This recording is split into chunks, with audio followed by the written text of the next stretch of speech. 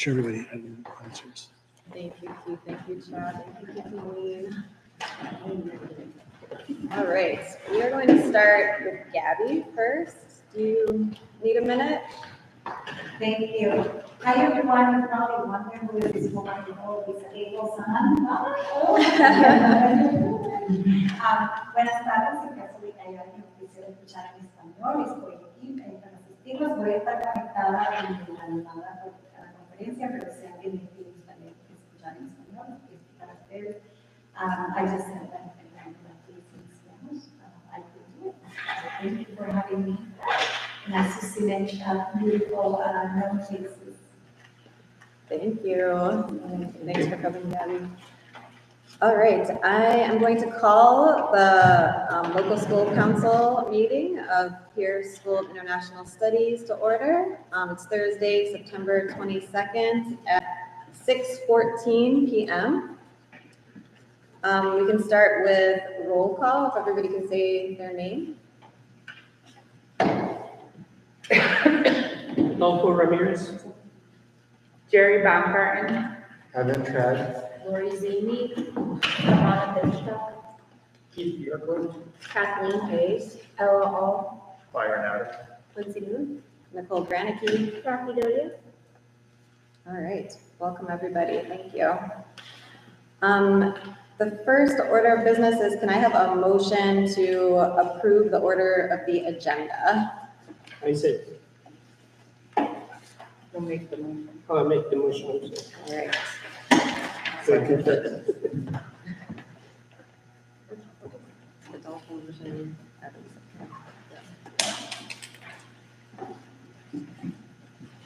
All right, the first item needing council approval is the meeting minutes from our organizational meeting on July 12th.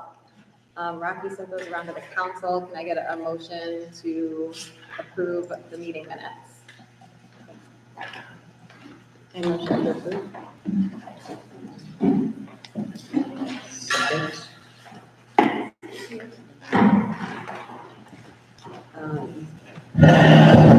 All in favor? Sorry, skipped that part. All opposed? Abstain? Abstain, okay. Great, thank you. We have to approve still the regular meeting minutes from May 19th, but I still don't think the council has seen those. Has anyone seen those? Okay. I think Matthew is working on those, so we'll roll that over to the next meeting. Next up is principal's report. Good evening, everybody.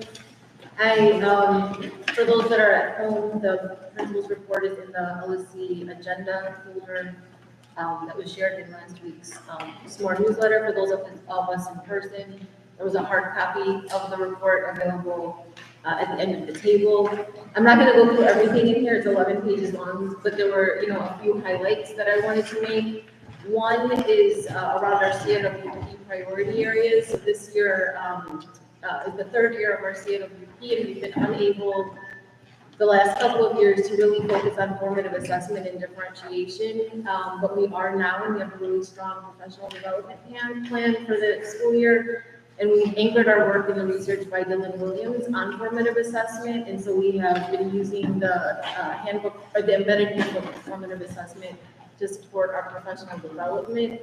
And sessions so far have been going really well in the work happening with teachers. So we've created a year-long scope and sequence of what that will look like for professional development, peer observations, and learning walks. And then our differentiation strand has also taken really nice shape in providing co-teaching PLCs for all co-teaching teams for after school. We started that during the opening week of professional development, and then anchoring some of the work with our special ed classroom assistants in the Council for Exceptional Children's high leverage practices. So those are two really strong pieces that we've got in place. We've also started the year with a encouraging the idea of inclusion among staff and ensuring that we are looking at anyone who isn't any staff members that's working with children as an educator, regardless of job title. So that's through professional development, through team meetings, and through how we, talk with each other as educators. This year, we started with a new assessment platform in K2, which is the iReady platform. We're finding some things that have been a little bit challenging that we're working through. It's the first time that we're in a new assessment framework for K2, and so there's a learning curve that's definitely existing, and so we're still trying to figure out how to find the data useful in terms of progress monitoring, because there's a lot of additional labor that's needed to progress monitor compared to the previous assessment system that we have been using. I had indicated some budget updates, so we had received approximately $50,000 in out-of-school time funding based on a request that I had submitted to the district. And then we had put in an appeal to receive additional dollars, which was granted this week, so we've got an additional $21,000 approximately. Lynn had sent out after-school program information last week. And so she's in the process of finalizing programs. And the initial program is only set up through December, but we will have a second session. Some teachers are unable to commit for the whole year, and some are able to commit second half of the year. So we'll continue to look at developing those programs. I also met with friends of Peirce and have shared what my fundraising proposal was to them. I'm waiting to hear back on approval of certain lines. But the largest part of the request goes towards the arts partnerships in pre-K through 8th grade.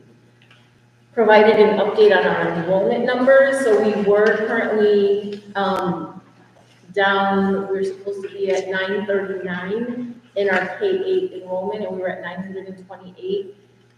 Last year during budgeting season, we had appealed for additional student allocations and were granted 5. We have not met that threshold, so there is a possibility that the district will be taking back approximately $25,000 in funding, but that will be sort of like determined as I hear more over the next couple of weeks. I've been working with facilities and Alderman Osterman's office on the renovative work of the playground, as well as the muddy space between door 8 and door 9.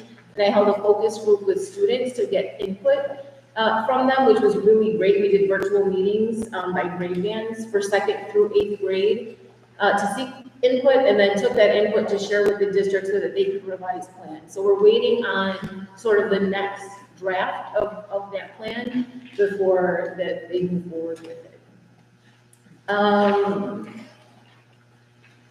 This is the first year that we're having an instructional leadership team, so the district is invested in developing a shared leadership model within schools beyond sort of the systems that already exist. They're looking for district-wide implementation of instructional leadership teams, and so they've granted schools approximately $16,000 in funding to support that. Jerry and Evan were initially part of the ILT, but they've decided to take a step back to strictly focus on PPLC. Given the time commitment that's required for both. Initially we weren't sure what was going to happen, and so they both have stepped back. Actually, we talked yesterday about that. But the ILT is focusing primarily on the development of learning walks and supporting the rollout of formative assessment for the school year. So we're in the very beginning stages of meeting, and so then we'll have an instructional leadership team that includes teachers. Reach teacher observations and feedback cycles have begun, and so we have a large staff, and there's 3 school administrators that are able to complete the observations, but there's approximately 116 teacher and 25 support staff observations that we have to complete before the beginning of May. And then Ms. Heinlein, along with some other members of our staff, as noted, will be teaching a research lesson on decimals on October 12th. Mr. Lee has coordinated our new staff mentoring program along with the teacher mentoring program. We have quite a few new staff members to the school, over the summer and then into the before the summer started, and then as the summer continued, we had staff choose to change careers, relocate, life happens. And so then we made sure that we wanted to have a strong support plan for new staff that were entering into the school. I shared with the community our equity purpose to practice, which outlines our key priority areas that we developed alongside the work with Dr. Fisher last year. So right now, we are currently monitoring and putting into practice the things that we said that we would. And then our IB site visit is coming up November 30th through December 2nd. And so part of the work with the Peirce partnership is to continue to prepare for the IB evaluation. One thing to take note of is we actually have 23 eighth graders that are taking advanced math at Senn High School this year. That's the largest number that we've seen in the past. That means that those were 23 seventh graders that took Algebra 1. Generally, Algebra 1 is not taken until 9th grade. So these kids are like beyond accelerated in terms of the math sequence. We still have a good number of students, like all students in 8th grade are taking Algebra 1, but not every student in 8th grade opts to test, and then not everybody who tests passes the test. So Sen was saying that we might need to start paying to send our kids over there because of the large number of students.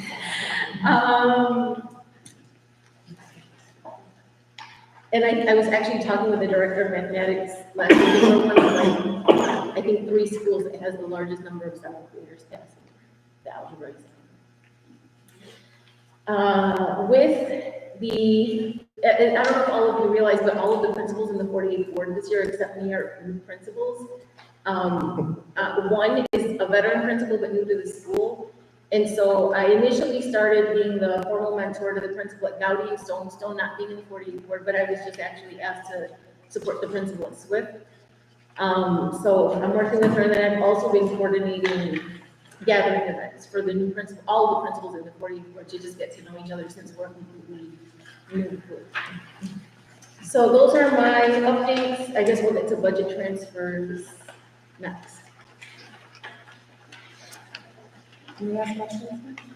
Yes, yeah, thank you, Principal Bailey. So any questions or comments from the council? I've got multiple, so I'll ask a couple and see if anybody else has questions. Let's see. I wondered, in terms of sharing a budget with the Friends of Peirce, if you typically share it with them first before the LSC? Is that typically how you do that? It depends on what's happening. So this is just like the standard request. So this has been like things that have like supported general school programs. There hasn't been anything like new into that funding proposal compared to previous years. And then, this is just a follow-up question. You said, the enrollment, we were talking about the enrollment and what we were budgeted at, and then the appeal for more positions. You said some of that money might be taken back because we didn't meet the threshold, and I lost track of the math. What's the threshold that we were supposed to? So we were initially budgeted at 934, and then we requested additional students, and we received 5, which brings us to 939. Okay. So our enrollment didn't even reach the 934 that we were initially allocated. They're not going to take anything 934 enrollment. It's only whatever we requested above the 934. Okay, got it. And then, let's see. I just wondered do you have a COVID update? Because this, and specifically to the testing, it said all classrooms were visited finally the week of September 12th. I know that's a lot of work on your part to get more testers, so thank you. What about this week? How did it work this week? Great. And I know I had one more question, and then I'll let other people chime in. So you said everyone was tested this week who signed up? Every classroom was visited. There was a large number. I don't know what the final count was for the day, but it was greater than last week. Actually, I have one more question, and then just, it's a brief question. I just want to say that in terms of the organization you did of people in school to equitably reach all families, I remember getting that phone call, and I thought it, just from my own perspective and experience, it was great. It was informative, it was clear, and I wonder if you've gotten any other feedback at all. I haven't received any feedback. Okay. My last question is, I know last year you were sharing discipline data quarterly. And, you know, in terms of the disproportionate discipline of Latinx, Black and Latinx students and students with IEPs, do you plan to continue doing? Yeah, so I included just the ones to start the year, but because of the length of our agenda this meeting, I have the data, we shared it during opening PD that summarizes last year, but I didn't want to include it because of the length of today's meeting. But in our State of the School presentation, that would be shared. Okay, thank you. Thanks for the floor. I had a question about the iReady point that you brought up, or you were mentioning how the implementation has been rocky. Has that disrupted learning? Is that an issue district-wide too, or like just where best practices from other schools might be helpful? Has it disrupted learning is sort of like, one could argue yes and one might say no, it depends on how you look at that. So in terms of like the amount of time it takes to test, it's significantly reduced. Because like before it would take like a teacher plus extra support to test their students, and that might take like 2 days to test all students. This is like a quick screener that's online. It is taking time to get students logged in. So it's only for the assessments, not for instructional software? It's not instructional software, it's just a screener to gauge students' reading and math levels. And is it, but I guess the other part of the question is, have any other schools noticed this as they're rolling that out? Yeah, Has there been other? yeah, especially in kindergarten. Kindergarten has been, it's like beginning of the year, children are being asked to take an assessment online. That's a lot. So is there a way to share some of that feedback with the district? Yes, around- it's been shared. That's good, share, okay. Can I say something? We also shared, we've been in trainings with, like, they come through the district, and it's all CPS teachers on the training, and people have been sharing a lot of the similar, Okay, like in the chat and in the feedback, that we've been giving. I've done 2 of them, so people are definitely hearing and sharing. Can you elaborate, what's an instructional walkthrough? So instructional walkthroughs is where there's a team of educators who have an instructional focus that we go into several classrooms to see evidence of and be able to identify whether or not we're like making progress towards school-like priority events. And you mentioned Evan and Jerry were going to be on the ILT. I don't know if this is the right time to ask this, but who is on the PPLC? So elections still have to happen. Oh, okay, got it. And could you just define the difference between ILT and PPLC? So PPLC is a subcommittee of the LSC that provides recommendations to the principal and the LSC on curriculum, professional development, and, so like the school's improvement plan, including professional development in the school's budget. The ILT is an instructional leadership team that supports the delivery of the instructional priority areas. And it's not a committee of the LSC. ILT is not. Right.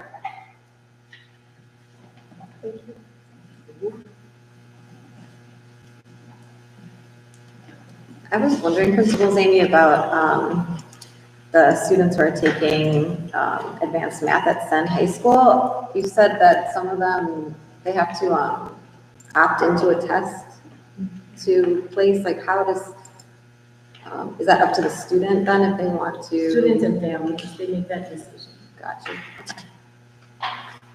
But that's once they're in the algebra class. So like taking the algebra class is like one thing, but then choosing to test to see if you pass the citywide exam is the like secondary target.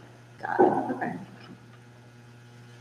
And I gotta give it to you. I started doing the walking from Senn to pick them up when they started. And I see the enthusiasm of how they were coming when the first graduation. They were a success. Oh. And by now, seeing that group so big, I am very happy that they're continue doing this. So I'm 100% for that. And they're enjoying it. So. On the MTSS side, will there be a data component of that you share during the State of the School report, like mental health data or anything like that? So that That would be, so like when we tier students based on academics, behavior, there's then interventions provided. So MTSS is looking at student level data to determine who's getting an intervention. In terms of like school-wide data points, some of that may be shared from BOI within the state of the school, some of it may be just through like the principal's report. Okay. Yeah, I guess I was wondering if a universal screener is a component of that, and if part of that universal screener data will be shared, like if it's student perception of, I don't know, SEL or something like that. So the universal screeners that we're using are STAR 360 and iReady. Okay, and For reading not, and math. there's no universal mental health assessment? Say that again? Is there a universal mental health assessment? The district won't adopt. They want to, okay.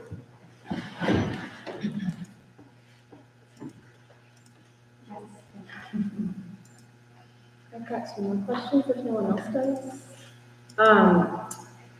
I'm curious, along with the new teacher and new staff mentoring program, just knowing the ringer that teachers have been through, nationwide in the last couple of years. If you could just speak generally about support for non-new teachers, like this extra that's happening in UAE, whether it's, instructional support, whether it's emotional support. I'm just thinking about people a lot lately and, what kind of support they're getting. Yeah, so opening week PD, we tried to focus on like our back to school picnic specifically for staff, to just give folks an opportunity to get to know each other and just not have to think too heavily about classroom setup and preparation for the year. We also built in like talking circles within that first week. Throughout the year, sort of like using teaming structures along with like the peer mentors, like within the new teacher program, but then also like that sort of like carries over within the functioning of a team. I can see that, yeah. That's cool. Thank you for that elaboration. And then my last question is in terms of the anonymous suggestion box. I'm curious, like, do you see patterns of the types of suggestions that come through? It's really all over. Thank you.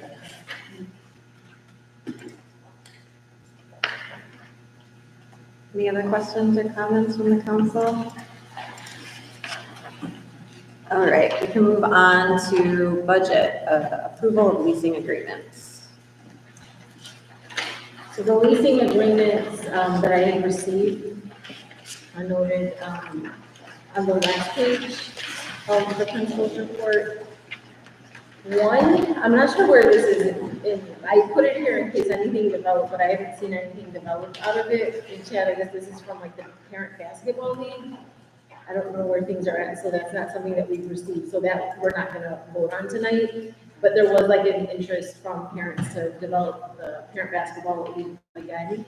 But the ones that we have received, like all of the documentation from are for only 2 fee-based after-school programs have completed the process. Those are Young Run Grants and American Eagle. And then band is also interest. I'm not sure if band is going to get approved. There's some questioning in terms of vendor status, but all 3 of those have requested to hold programs on site. And then Gus Giordano has requested to hold their annual dance show on the turf. They wouldn't actually need the school building. They just need to be given permission to use the turf on October 20th. So I will make a motion to approve Young Rembrandt's American Eagle band as long as that they meet the criteria and the Gus Giordano show. Do we have a second?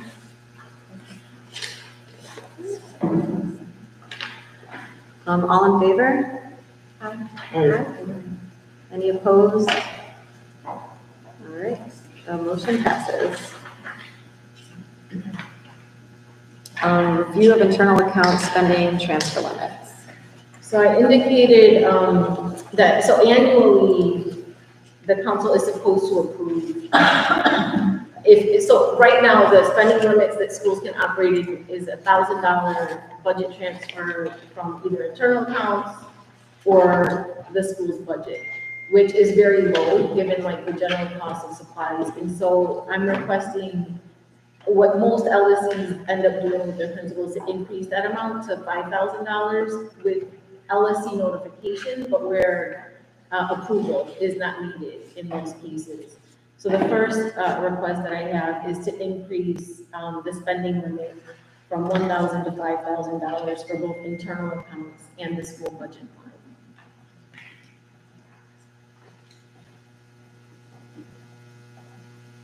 I have a question then. So is there no district standard then for that? It's just based on decisions by the LSC? Otherwise, it's. So previously the LSC had decided on it then? No, the district standard is 1,000. Okay. And then how would the LSC be notified? It's through my monthly principal reports. One question about that too. So if we approve the 5,000 increase, does that continue year after year moving forward? It's supposed to be every annual.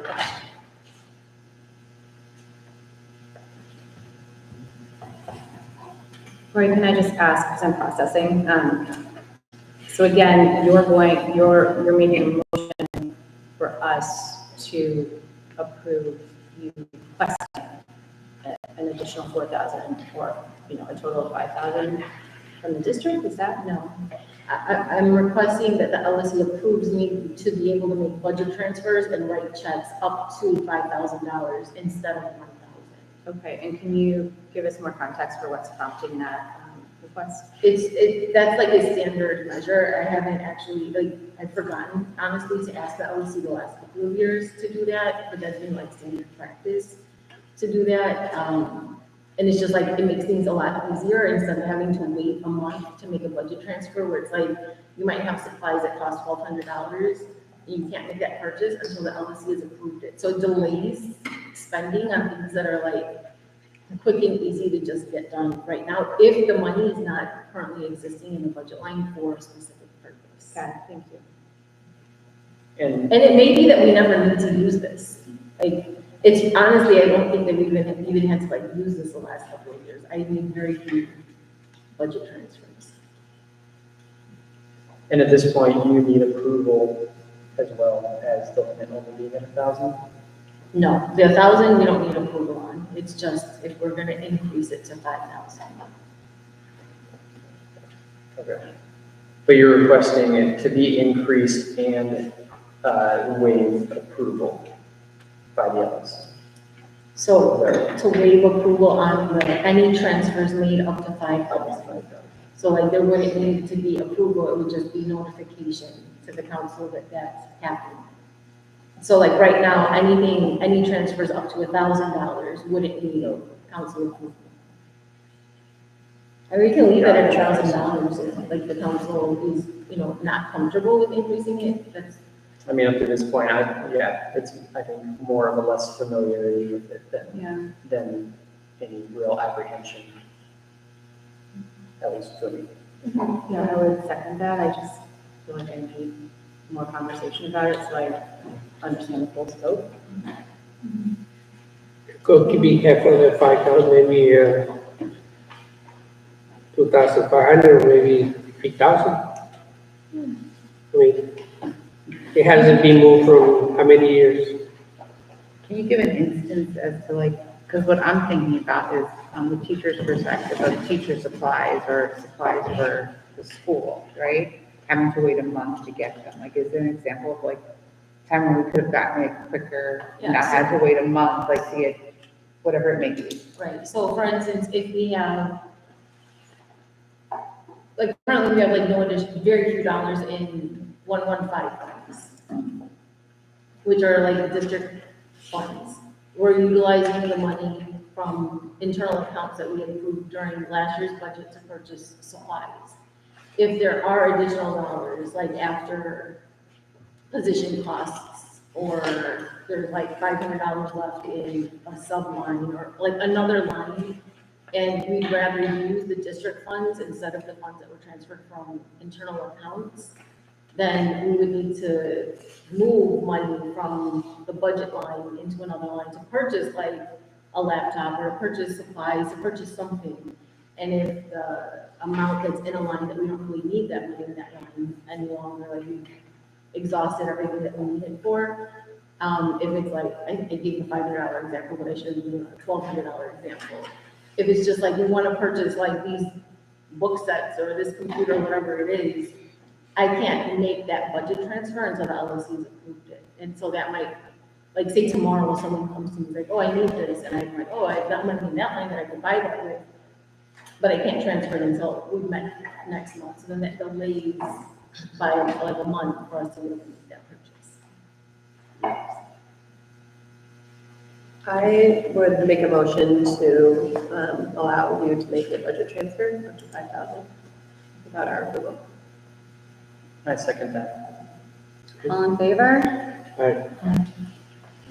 Any opposed?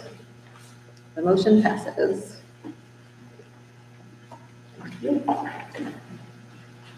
Nicole, do we have to ask about abstaining on every vote? I saw it, I can from now on, but everybody picked Oh, one or the other just that nobody time. says, okay. Yeah. So then the other part of the budget transfers is, one, budgeting for positions took place during budgeting season. They were allocated off of the people's salaries that currently existed within those positions. Because of the number of staff that have left and new hires being brought in, once the district did their encumbrance adjustments, the cost of positions staffed were less than allocation. So that resulted in about around $100,000. I'm not sure what's gonna happen with the $25,000, but that's gonna be taking that. What we're realizing we need at the school are additional staff members that can support small group intervention, students who have been, like entering school, especially in the early years with a greater need than one teacher can support until we're able to sort of like create a streamlined plan for that student. And so my request is that we open 3 full-time school assistant positions. And it may end up being 2 positions if the district does take back the $25,000. That we could then move some of our part-time coaches into full-time positions with benefits. And then they can work outside of the lunch hours to support on the beginning of the day and the end of the day, support for English language learners, support for MTSS. There's just a need for additional people. And then we also, when we had created this year's allocation, we have a very limited sub bucket. And so like being able to send teachers to professional development or to be able to engage in learning walks, those are currently things that we don't have a lot of flexibility. If you're on people like, can we have a sub? No, not right now. We don't have a significant number of money. So my other recommendation is to increase the substitute bucket so that we can have greater flexibility in sending teachers to PD or engaging in like the school-wide professional learning or extended planning that's needed. So are there questions on that before I could make a motion to approve it? What do you want to do? Open it up for discussion? Yeah, let's open it up for discussion. I think that's amazing. I mean, it's so, extra hands are so needed in schools, and teacher PD is so critical, and the learning walks can be so illuminating, so. Me too. The substitutes are a problem everywhere, so I'm sure we're feeling the strain of it. Where is that on the principal report? Oh.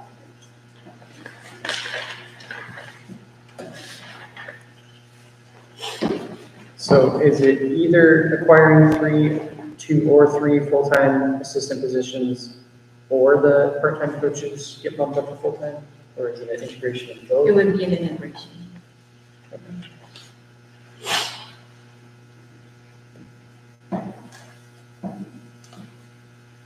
Yeah, I think that's also very positive, that somebody in a part-time position could be full-time and receive benefits.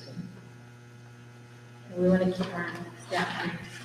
Some of them leave because they find other opportunities, including good people.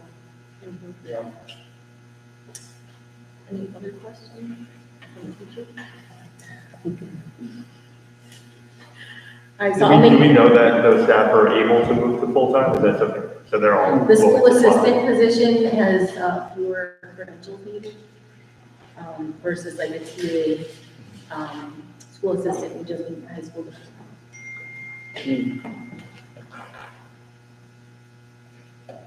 All right, so I will make a motion to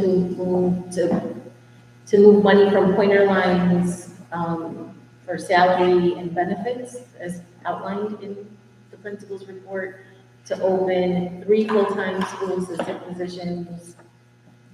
And if the district does take the 25,000 back, it may become 2 full-time school assistant positions, and then to allocate 17,592 in substitutes for school-wide program. Second motion. All in favor? Aye. Aye. Any opposed? Abstentions? The motion passes.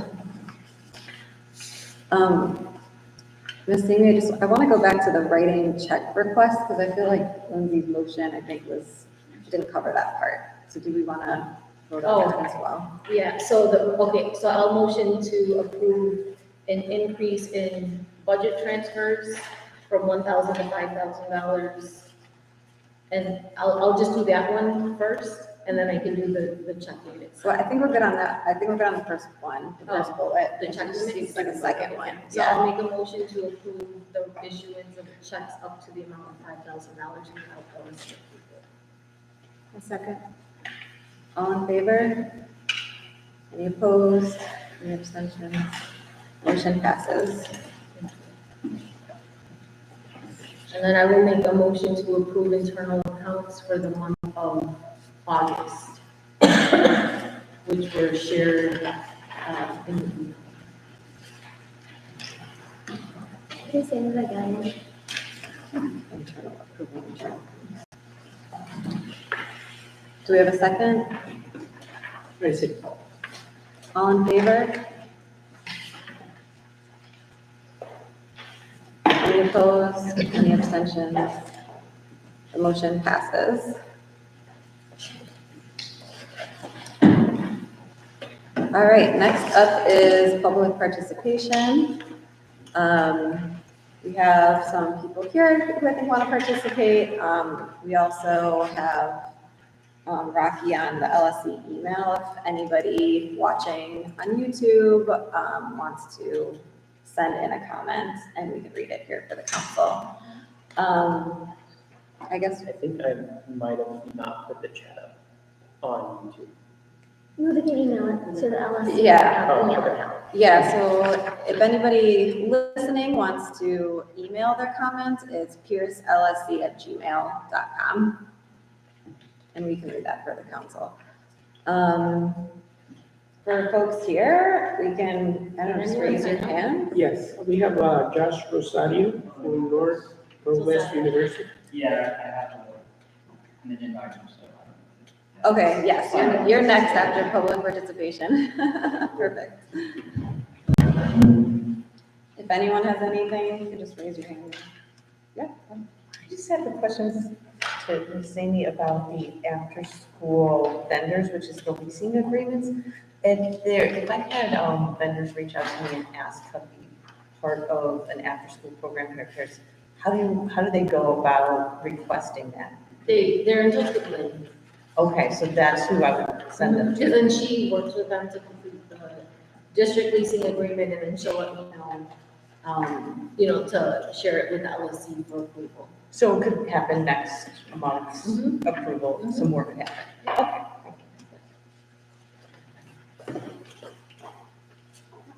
Yes, I have a question about the citywide calibers and for seventh graders.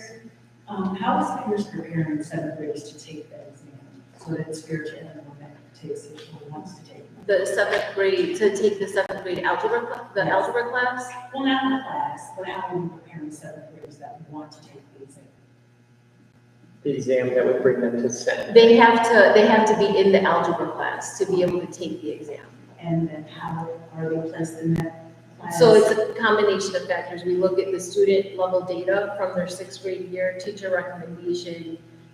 Sometimes students with like an IEP or 504 may not meet certain criteria for like the academics or like testing portion, but they demonstrate like ability within the classroom and like an interest in moving forward with it. And so we look at like historical data, not just like current year data as well. Is that exam open to all seventh graders? The exam is open to all seventh graders who are in the algebra class. Okay. I could just add too, as a fellow seventh grade parent, and I shared this with Ms. Amy and Mr. Lee already, that what I shared was I would have appreciated just more information and I think transparency around this. I didn't know it existed until a particular point. So At the end of sixth grade. yeah. Or even just school-wide, to know that it exists and to know that, you know, there's this option for eighth graders to go to SEN. I didn't know that last year at all. Can I ask a follow-up on that? So the students that don't go into seventh grade algebra, what do they go into seventh grade? Seventh grade math. And also to just note, moving into algebra in seventh grade is like super like advanced. And when we first started this, there was like 3 students that were doing this, but then over time, we've seen an increase in the number of students eligible. It's not something that we would recommend for like all students, because sometimes it's a detriment to a child's long-term success in mathematics. And I've noticed other schools that I'm familiar with don't offer it until eighth grade. A lot do not. How is it detrimental, do you see? It's sometimes you're pushing kids into content and they really are just like doing things by rote memory and they don't really understand the concepts. So we want to make sure that students have a conceptual understanding along with the ability to engage in like the like application of learning. And the math self-esteem too can take a hit. I don't know if that's what you meant, but it seems like there's so much, you know, in the United States, so many people say, I'm not good at math, and we don't want kids to end up with that sort of view of themselves as these math learners.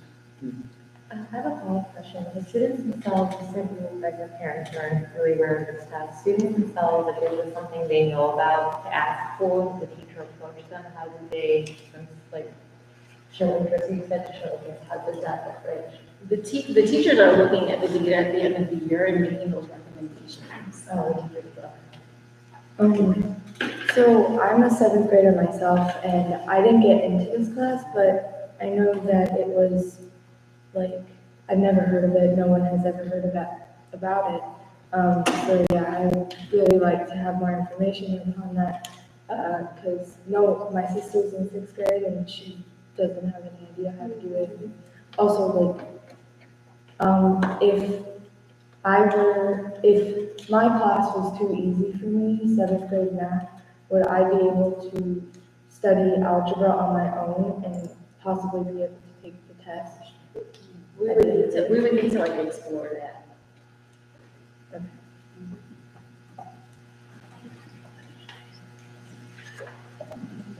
Go ahead. I was looking at the cultural and relevant practices, your partnership with Facing History. Can you just give me a little background on Facing History?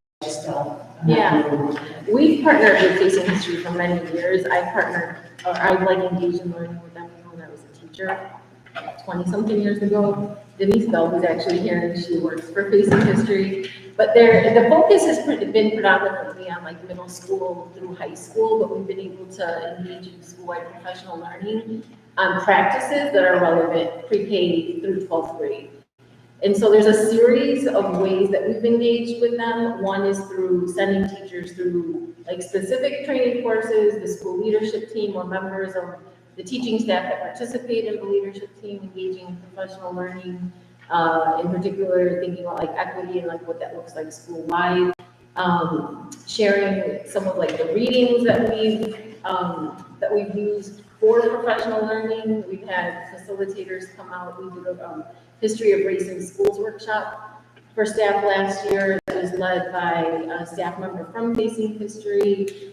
There's like so many different avenues to engage in, so it's like looking at all the different opportunities and then what fits where for who. There's also some curriculum modules for mainly 7th and 8th grade language arts and social studies teachers, where staff members attend PD specific to those two modules. I also participated in it when I was a teacher 20 years ago, when it was not this full-blown, like they cover so many pertinent topics and they roll out curriculum so fast in response to world events and events in our country. But it was just a pivotal sort of learning moment for me as a teacher, and I think made me as an English teacher more culturally responsive to my students. I can't say enough about it. I think it's a really great program, great curriculum.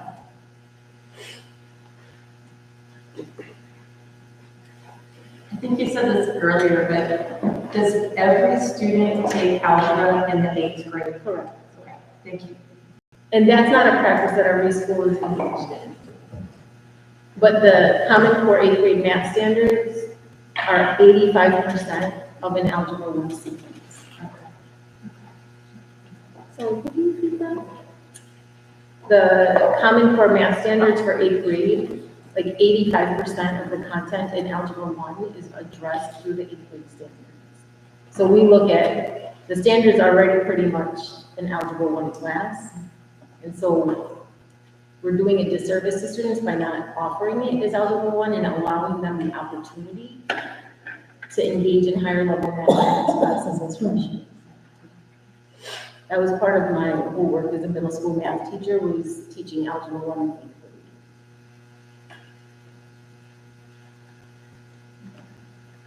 Sorry, I just want to amplify what Ella was asking. Is there a process that a student would have to go through to request to take the test, or is there any cost for limitations that prevent it to be open for all students? There's no, from the taking of the test, there's no cost associated with it. It's thinking about it. So given that all 8th graders have access, it's really thinking about like, where do we really want to push at the 7th grade level? And so that's where, like, if there's, so clearly there's some things that we need to think about, is this is like expanded in a way that we didn't predict it would expand. You know, starting with like 3-4 students compared to 23 is a huge increase, especially after coming out of the pandemic, which we would have not expected. And so we have some thinking to do. Kathleen had been in touch with Mr. Lee about some of these things. And so, you know, like transparency on the website, that this is an option. Like there's some thinking that we need to do to make sure that there's greater awareness around the 7th grade option. And then like if students are really interested in shifting into that direction early, then what does it take in the early grades to access it as a 7th grade? Hey, I have 7th graders, not at this school, but I have 7th graders, my own children. And I just, as we move forward with this, I'd like to put out there to caution, though, we want it to be aware, we don't want it to be pressured, because my children knew about it and were like, well, I'm not going to be able to make it. And then we're very like, all my friends are doing it and not. And so I just, with the state of where our kids are now coming back after a pandemic, and maybe some of our kids aren't performing, whatever it may be, I just want to caution us being aware and making informed decisions, but not making it an elitist pressure, like if I guess, I don't know, and I'm making sense, but just not making it the focus of a child in 7th grade that they're not getting into that algebra class and someone else is, and that they didn't get in, that they're in like the lower class. So I'm going to echo that and just say that my daughter is now in high school. She was in 7th grade, came from 6th grade, so she didn't have any data here to put her into that program, but she could have gone into it. But I trusted what the teachers told me and said, no, don't put her in. We're not going to put her in that program. It's too much pressure. She's new to the school. And so she went through 7th and 8th grade in just the regular program, and she tested into the high school program. She passed that math test that got her exempt from taking algebra, and now she's in trigonometry as a freshman. So it's like, I trusted what you said, what the teachers told me, and it was no pressure for her, because if she had gone into it, maybe she wouldn't have done as well, so. Just seeing a lot of anxiety and pressure, and 'cause I teach 2nd grade and see the stress that they're putting on, it's just amplified. And having two of my twins are in 7th grade and having this discussion at home, I just wanted to put that out there, that let's be cautious of how we present it. If I could comment, another thing as well is selective enrollment is also around this time. And there's so much pressure the kids put on themselves for that. My son was one of those kids.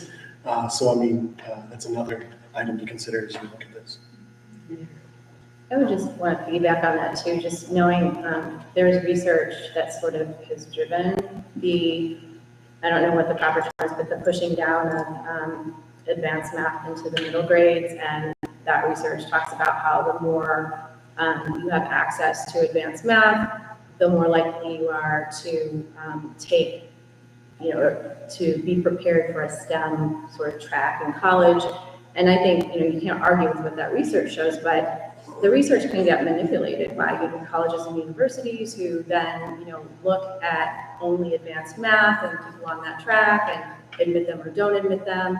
And so, as a parent, I've been trying to think of it holistically in that way too, and knowing that math is linear and, you can't skip it. If you don't have a solid algebraic foundation, then, you, like Lori was saying, may end up, there may be harm to your psyche and to your abilities to continue on, so. Anyone else for public participation? I just needed to get names, if you guys could say a name. Lauren, sorry. And Michelle.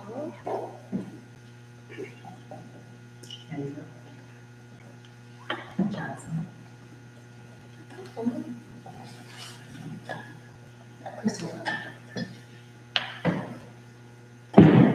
Yes, I would be curious, Ella's input, after expressing interest in knowledge about the program and then now hearing sort of the parental feedback on it. Does that change, or what do you think about it? Well, I think there is like a lot of stress around the topic of Algebra 1, like half of the kids in the class are gone. Like, it's like such a small group in my class now, and like I could see how upset and everyone was, but also after my first period is math, so everyone comes back and they're all like drowning with information, like they just had a whole bunch of information put on them, and then we have Mr. Millie's class, which is a lot of information as well, so it's just like piling up more and more and more. But the opportunity is good for them, and I'm glad they're doing it. But yeah. So you already kind of see the effects of what they're talking about as far as it being sort of the emotional effect of your class being gone and you not being in the higher. In a way, it sort of connects to the iReady discussion that we had. Not that 7th grade algebra is the same as the kindergarten screen test, but these data points that quantify learning, whether you're in kindergarten or in 7th grade, are troublesome, right? And I hear Ella speaking to sort of some tracking that's happening. Yeah, but that's why it's not just the data point. So it's data point along with classroom performance and like interest, and some kids put they may be scoring up here, but they put way too much pressure on themselves, and so that kid may not be, like, we don't think that would be a good shift for them, because it's like, so like, we do look at like multiple data points to triangulate and identify. I think maybe putting it in the lens of like a relational component of teacher to student instead of like a gatekeeper of teacher to student. Like, because the teacher obviously sees them and sees like you're saying, I can imagine somebody who's understanding things very easily and quickly and that is hungry for this versus somebody who's like, I need to take every advanced thing and then get smushed down, and the teacher being able to see the difference and understanding that relationship as opposed to the teacher being like, yes, yes, no, no. So aside from some point of all the other seventh graders, every grade, I like to take the same math class, let's say. It's just, except for this focus. But they're not in one class. So like the students are divided amongst the 4 classrooms to avoid sort of like what Ellen was describing, like everybody except 7 students being on from a class. We tried to distribute it so that it wasn't, that did not happen. Sorry, I know this is a good discussion for this, so I don't want to belabor it. Can I ask a follow-up question, or is that on topic? Can I? Okay. Are there any other classes like that that are selective or that screen out? Okay, so everything else is open, but that's the only selective class? Okay. All right, let's move on to old business. We have a guest to speak about the Northwestern Focus Group. Do you want to introduce yourself? Yeah, so I'm Josiah, I'm a 5th year PhD student at Northwestern, and Northwestern has had sort of a larger partnership with Peirce for the last 6 or 7 years, and this instantiation of the project began 2 years ago. So I've been talking with a number of staff and parents and sort of the administrators as well to develop this project. So I have this one pager. It explains the method and the participants, but unfortunately, I created sort of a poster size one and it got cut in half. So I'll be reading to you the findings. So this project, for those who are unfamiliar, was sort of interested in how young people and staff and community members thought about race and conversations of race. And so in 2020, obviously, we're familiar with sort of how protests happened and the BLM sort of protests. And actually, it was the largest protest movement in U.S. history. About 140 protests happened across the span of 2 months. And on January 6th, sort of there was a spike in about 150 in a single day. So this community was in that moment together. And so part of my job was to figure out sort of how students, how this community was responding to issues of race and racial identity. Do you need more copies on that? Yes. 3 more. What was your name? I'm Josiah Rosario, yep. So yes, the objective was to explore sort of the community's ideas about race and racial identity. So we could meet with administrators, staff, parents to develop a protocol or a set of questions. These set of questions were sort of divided into 3 for students, staff, and caregivers. And so the first sort of structure, the first topic was students' racial experiences. How do you think about yourself as a Black student or a Black person? How do you think about yourself as a white person? And then we scaffolded and said, okay, now that we sort of talked about our own racial identity, how do you think about your racial experiences in school? So how do you think about your experiences with teachers and peers? And then we sort of scaffolded that on top of sort of the last topic where we asked, how do you sort of think about yourself as a racial person in a racially hostile context? So thinking about Black Lives Matter, thinking about protests, thinking about anti-CRT legislation. So as a student, as a person with a racialized identity, how do you experience the world in this way? So we scaffolded that for young people, and we sort of did a very similar thing with caregivers and staff. And so we talked to just under 50 students, the exact set of parents, sort of cross number of racial identities, including Black, White, Latinx, Asian, and interracial students, including parents. And you can see that's the sort of breakdown. I'm most excited to sort of talk to you about the findings, and I actually emailed this one pager to the LSC email, so if you want to send it out to the committee members, council members, that'd be great. Sorry, Josiah. Yeah. Clarifying question. Was this within Peirce or is this a broader? This was just in this, okay, that's fine. Yeah. So I conducted all the focus group with children. And then I had a colleague of mine help me conduct interviews and focus groups with parents and staff. Yeah, was there another question? Okay, I'll let you end up. So for students, they were actually really sort of fun and articulate to talk to. They were very nuanced in their conversation. So I talked to children as young as third grade and as old as eighth grade. And these were all in the same race group. So black students with black students, white students with white students.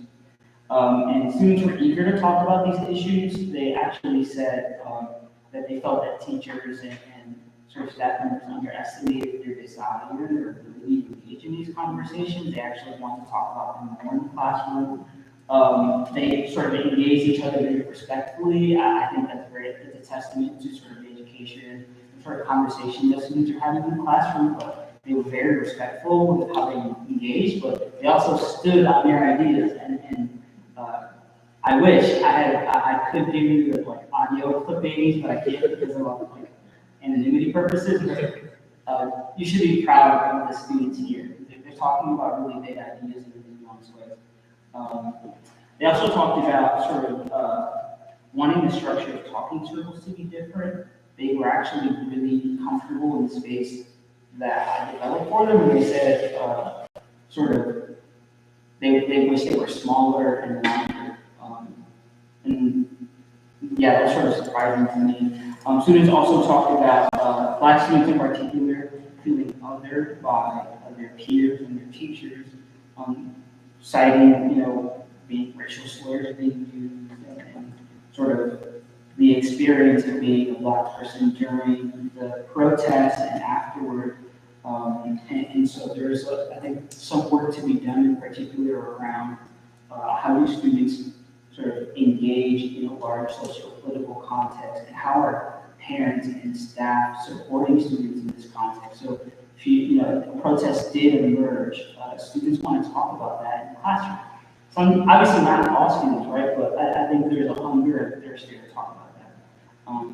Staff of color would like spaces to process racial experiences, either racial experiences in the school and outside. They often feel like they have to develop their own communities, isolated from the larger staff community. Staff also talk about the importance of language and connecting with students. So Spanish-speaking teachers often bear the sort of extra burden of having to translate and connect with, predominantly Spanish-speaking students. And so what would it look like to sort of develop teacher capacity and staff capacity for sort of speaking multiple languages in a very multilingual school. They also talked about sort of appreciating some of the efforts being done and sort of at the administrative level, we want curricular tools and things that are implemented in the classroom in every sort of day-to-day activity. And so they, and they also talked about sort of beginning issues and conversations around diversity and inclusion with the assumption that they care. They often feel like these conversations begin with the assumption that they don't care, and they have to be convinced to care. So what would it look like to begin conversations with, yes, we understand that you care as a staff member, as a teacher, so how about we move forward from that? And I think that really resonated with a lot of staff.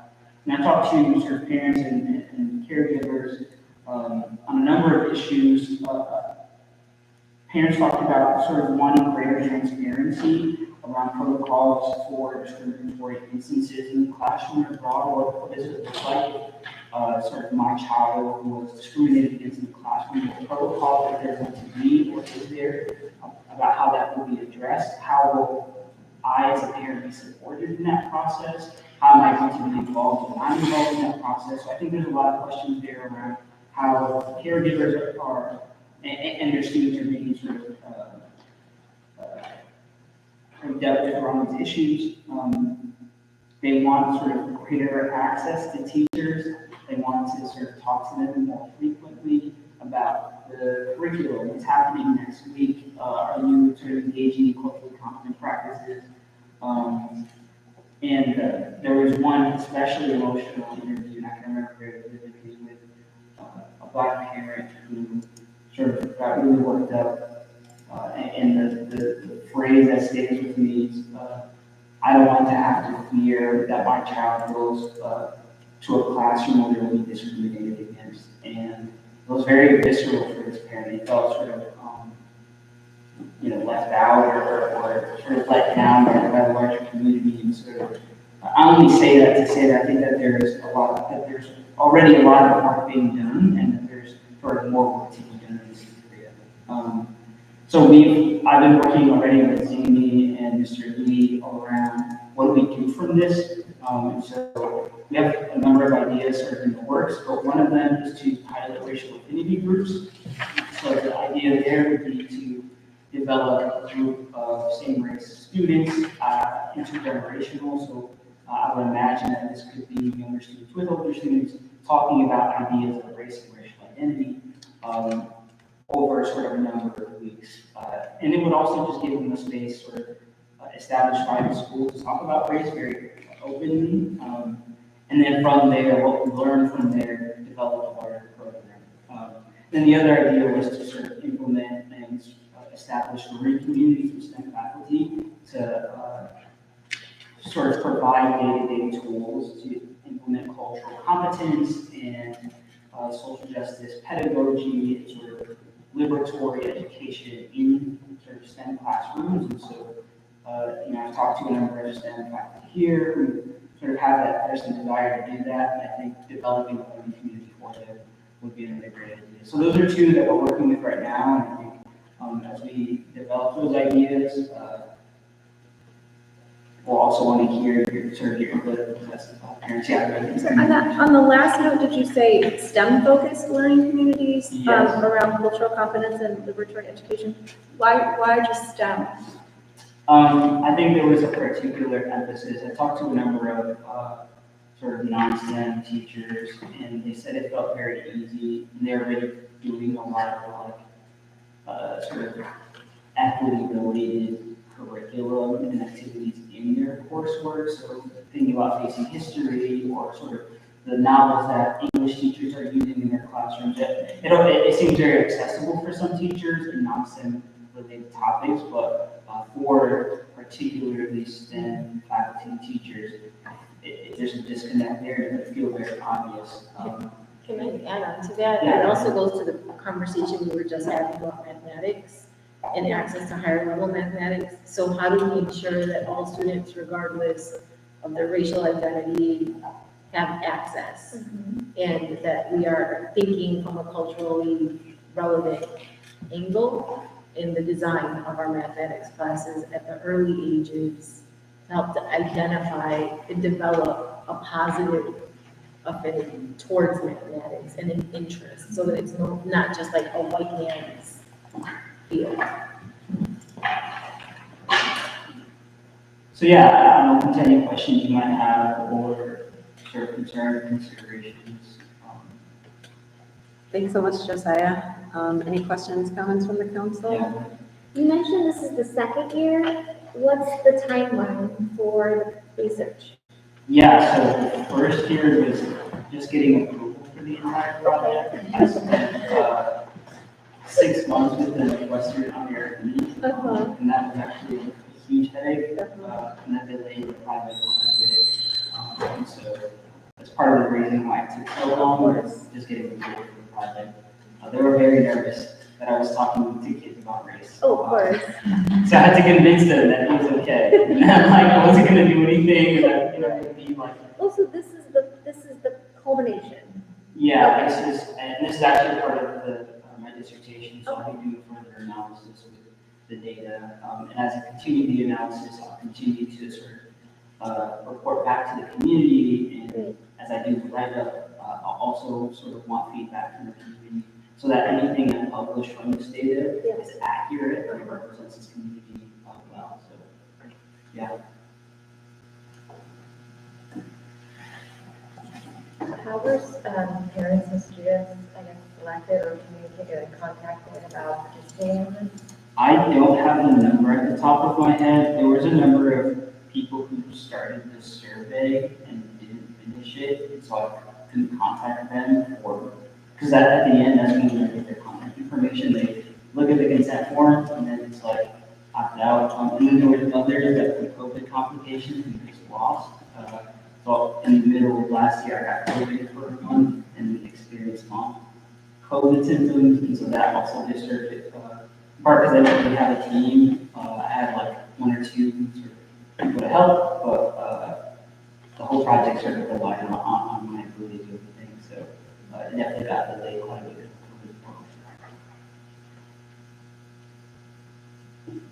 Yeah. So you mentioned that, that specifically the most sort of maybe emotionally charged feedback that you got were from Black parents who, one specific Black parent who you mentioned, they said.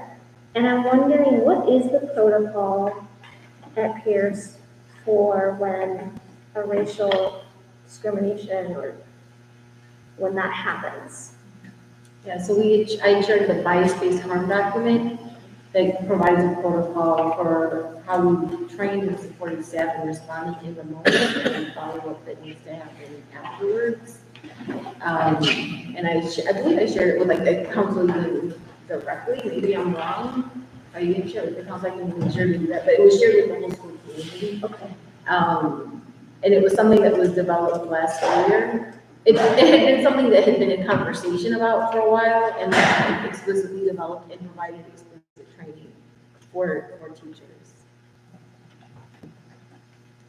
A caveat with that as well is that there was a budget for this project too, and so not all parents who demonstrated interest in participate. So we had actually a larger number of white parents who wanted to participate, but we just didn't have enough money for everyone. We had a budget of around $1,500. And this is money that I got from the grant to do this project. So we reached the number that we were expecting to reach. But we couldn't do more than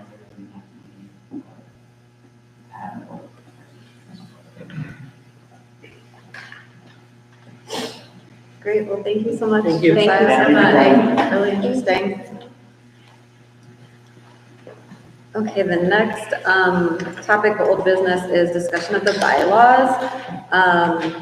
I was hoping to have the bylaws ready for a vote today, but I wrote in the bylaws that I need to send it 10 days before our meeting, which I did not do. So everybody has it now. If there's any future edits to that, let me know, and I can make those and resend it so that we can vote next time. It was just some minor changes. The biggest was adding our student representative in there. Let me think, what else was it off the top of my head? Some changes in subcommittees. Yeah, just get it, removing PAC. I think those were the two big ones. So does anybody, I don't know if anyone had a chance to look at the changes or if anybody has any comments or, yeah. Oh, I did get a chance to look at them, and I got a couple comments in, but they weren't really, very, very important, couple questions. I kind of asked myself, should we introduce them this year? Oh, so okay, it's cool. in the shared doc. Okay, great. I'll make sure to take a look at that. Is there anything you want to bring up to discussion? No, nothing that's a whole one. I can't remember. I looked through comments. I can't remember two of them off the top of my head, but no, nothing that's really pressing. Just,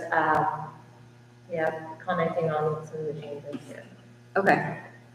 So you and I can connect about that and like make the edits to propose and vote next meeting. Okay. The next topic was committee role vacancies. This was something I think Matthew had requested to add because not everybody was here at the last meeting. We want to make sure that all our LSC committees are, that everybody's on the committee they want to be on, basically. So is it possible to pull up like the?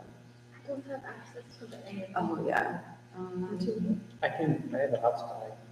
Oh, okay, great. Do you need a list of the committees? Yeah. Do you have who's on which committee too? Like where we, Was that? so we can discuss like where we. That was in the meeting. You called the meeting. Yeah, I think so. Yeah, I do have that. Is that your committee? And the committee reports on the agenda? Yeah, we just don't have who of the LSC is represented on Yeah, that. do you want this the draft list? meeting minutes? Yeah. Do you want the list of, Do you want to just, like, talk through each one, or like, we can go through one at a time? Yeah. First from there. So the bylaw, excuse me, the bylaws committee so far is Nicole and Svetlana. I think we're good unless anybody wants to join who wasn't here last time, but. Just for everyone's edification, that committee is a standing committee and has to be comprised only of LSC members. Okay. Yeah, I think that one's good. What's the next one? Nicole and Svetlana. And then council education training opportunities so far is me and Rocky. And that's another one that has to be LSC members only. Would you two want more people on that, or? Seems like a quiet committee so far. I kind of don't know what I don't know about that. Yeah, same. Is anyone interested in adding themselves to that? To council education. I guess I have a question now that I didn't have about that, which is I wonder how that's different from the training modules and that sort of education. You know, is it, you know, I could imagine that it might be like informally letting people know of big happenings in the district that maybe not everybody knows about, but I don't know if it's intended to be more about like formal, you know, for example, or what it's looked like in the past. It hasn't been operational, it's the first time it's operational. Okay. So maybe we can make it what we need it to be. I would say for now, just, we're fine. Okay. And I guess we can talk about if we have a need for others in the future. Then the executive committee is Matthew, Nicole, Principals Amy, and Ella. And I think that's all it can consist of, correct? It could consist of more people. Could it? We just need to make sure that we have, well, I guess that's a different discussion, but. Yeah, so in talking with Luis Garcia, one of the things that he said is that you don't really need that as a committee. Because really the goal of that is to like prepare and plan for the upcoming LSC meeting. So he was questioning why we had that as a committee. Okay. Yeah, I was kind of thinking the same thing. Who's Luis Garcia? Luis Garcia is our LSC liaison. In the Office of Local School Council Relations. Then there's the Principal Review Committee, and this is Lindsay, Jerry, Evan, and Matthew. Anyone else interested in joining that one? The Communication Committee is Lindsay so far. Okay. Yeah, technically it's not a committee, but just one person. So by This also definition, could be open to Yes. non-LSC members. All right, I think this one we need a volunteer. Well, I will say too, as far as communications, I think we do probably want to define what we want as its mission statement, because I know, like, kind of in years past, a lot of the communications just happens directly through the secretary, so I don't know how we want to define the purpose of the communications committee, and what its roles and responsibilities are for our larger community.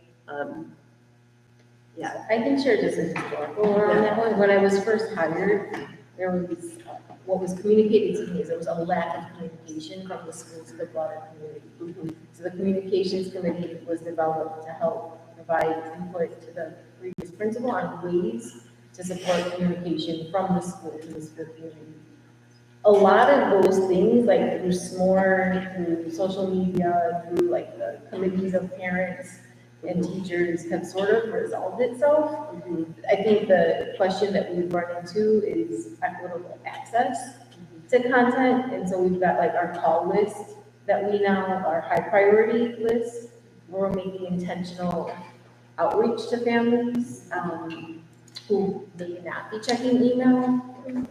So I guess the question is like, is that still a committee that's needed? And if not, then it doesn't, we don't have to have it. But it could take a different spin, right? Like if there's, like you said, what's the mission of it? And that's kind of a decision that we need to make together, as far as how we want to move forward. Is there an opportunity to speak with somebody who was on it previously and see a passing of the baton of like what's, like you're saying, are people, if they were making calls off of a call list, were those people already aware of that information, or is it important to do that?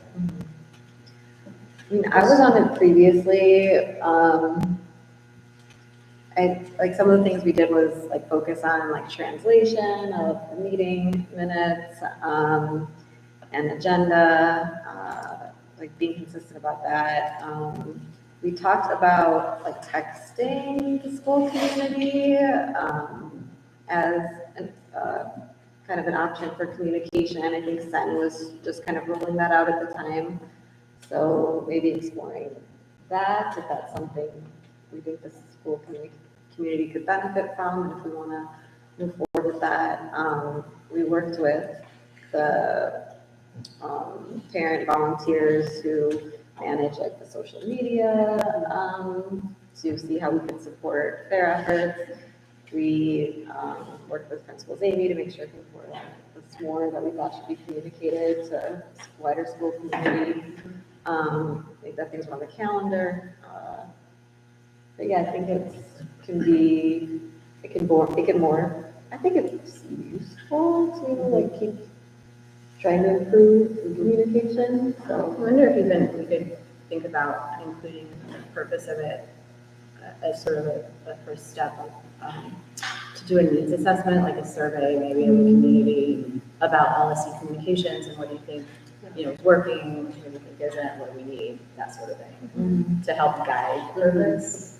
Yeah, and I think especially it being LSC focused, because we have already so many outlets of communication with the newsletter, we have teacher emails, we have parent group emails, we have so many, modalities of communication. So if it's LSC specific, narrowing into that, as far as our communications with the community, and maybe even with some of the school-wide committees like PSO and FOP, et cetera, being liaison to these communities or to these groups when we're meeting as an LSC, and making sure everybody's on board, aware of agenda, all that. So yeah, I think it's useful. I just think we definitely need more than one person to make a committee, so anything else, let's try.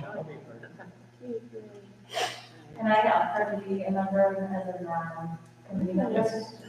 yes.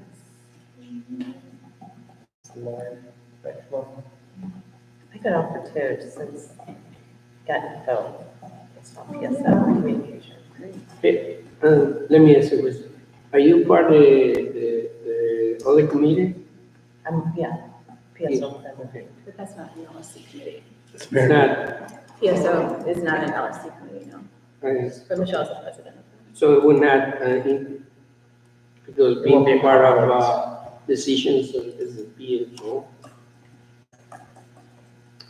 like worried about conflict. Conflict, exactly. I don't- Can't think of anything. Are I you think thinking of it's- something Yeah. specific? No, I mean, in general, I'm like, not that I have anything against it, but yeah, I got to clarify.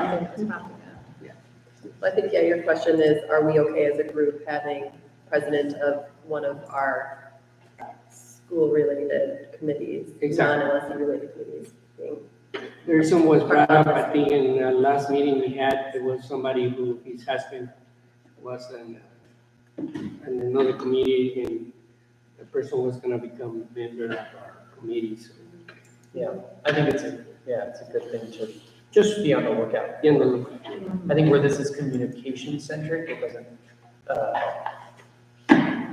it's even more about just information and less about decision making. Can I just say that I think if we're voting to add members, to the committee, I think we have to vote to add members. Okay. And so like we've got parents that are here that are interested, which I think is great. But then are there parents that are not here that are interested? And so what's the process that the LSC wants to use to see non-LSC members as part of a subcommittee? So that we're not just. You know, we discussed this at the organizational meeting about We putting it, discussed it. but about putting it in the newsletter for the SMORE, or I might not remember. Didn't we just, I thought we discussed putting it out to the broader community in like one of the school communication and gauging what the interest was. Am I wrong? Who was gonna work on it? Do you remember? That I don't remember, but I just remember that. I took some pretty copious notes and I don't see that, but that doesn't mean we didn't say that. I definitely did a horrible job taking notes at the organizational meeting, so. But I think that makes sense. I mean, we want to cast a wide net. Well, because we had the whole discussion about access, and what it was like someone had said like, well, if we put it out, then we'll get all interest, and I said, if we're gonna be an inclusive LSC, then we should put it out to everyone. That's why I'm remembering it, because there was a discussion about that. I definitely remember the conversation. I just don't know, as far as like how we were going to do that, I don't think we got to that, but we Yeah, did decide that definitely if did. we're gonna be inclusive and making access for all, that it needs to go out as a community-wide thing. But I don't know how we. And I think for our committees, we do have to determine within each committee what our quorum will be. So how many committee members will we have in each committee, whether that be LSC related, and then non-LSC membership. And then, from my understanding, all of our committee meetings are to be operating under the OMA, and so That is correct. everybody would be able to have access to attend the meetings. And all committees also need to have a chair, to elect a chair. So, I'm totally open to, for example, to put it out there that, members of the community, please come to the next, LSC meeting with no members, for example. But I'm on the deciding forum because what I can run into is 20 people who are interested in well-meaning sign up and only 5 show up regularly, and then nothing can get passed or moved forward because that's not the majority. And that was your concern at the organization meeting too. Yeah. See? Yeah. I'm losing my mind. But if you look for the majority line, then that might stall things because, not every parent's at every PTA, for example, not everyone comes up every time. And, There are rules requirements that are in, I believe that they're in the reference guide. And if they're not there, I know I saw them in my copious review. But yeah, I mean, it's a forum would be, determined the way it's determined for us. And then, but there's also like something with combinations of LSC members. I'll find the reference and share it with everybody.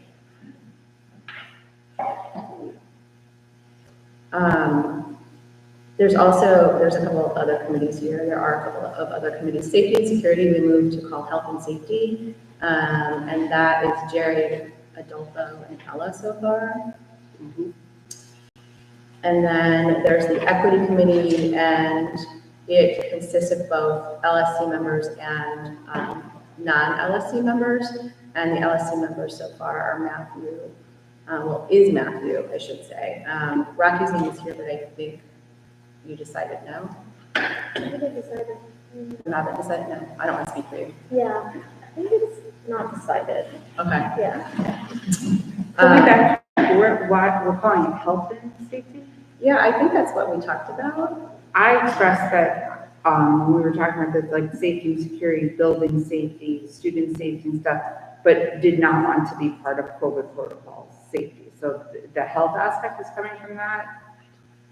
Yeah, because I was pretty explicit about that because I don't want to be I was part of that last year and now you differed from that. So safety and security, the reason Mr. Adolfo said was because he is our security guard, so that's how that came about, and then having the student voice of feeling safe in the building and access. But would not like to get called, I don't want to deal with COVID protocols, so. I mean, I'm just reading what's there, I don't remember. Yeah, no, we discussed it, and I think one of the things is to broad healthy. We have already in place COVID protocols and We're healthy. talking about other types of health, I wonder, like, were we thinking of mental health, wellness, like? No, we expressed saying for the safety of like teachers concerned with safety of the building and student safety. I know that's why you and I said we would be on that committee, and I think Ella, I'm not sure, but you were like the student voice of feeling safe in the building, but nothing about health, so I like that. I don't know what it means, it just has safety and security and then a little arrow pointing to health and safety. And Okay, that's how so I can we decide now, like, this is gonna be the safety, security of the building and the individuals in the building, not COVID protocols? I think you could motion for that. Okay, because that, and then I want to. Should there be a separate committee for COVID protocol? I don't know, I just. That seems important. I think this actually needs to be written. Yeah. Or it needs to be written into the bylaw. And I think Right, the yeah. purposes of the committees need to be as well. I think equity committee is actually missing from the bylaws. Yeah, I didn't see it in there, that was, I made a note to you, I can't remember. Yeah. There, and then it says others here, but, and I think others is ad hoc, but I have a question, does equity fall under ad hoc committees? Ad hoc committees are formed and structured by the council as needed and will be consistent with the law, and I'm interpreting it as an ad hoc committee, but I'm not positive. We voted on it to be a subcommittee of the LSC. How does that differ from a committee of the LSC? I don't think there are, I don't think it's technically a committee, there aren't. There aren't subcommittees, That's but, committee of the LSC. but there are standing committees.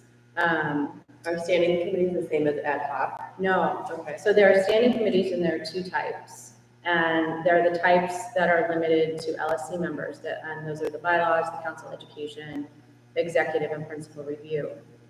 The standing committees not limited to council members are bilingual advisory council, LSC communications team, LSC safety and security. And then there are ad hoc committees, which are formed and structured by the council as needed and consistent with the law.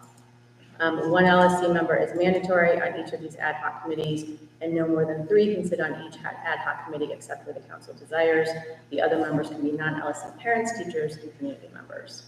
And all committees, as you were saying, Lindsay, are subject to Open Meetings Act. Page 68 of the LSC reference guide stipulates that.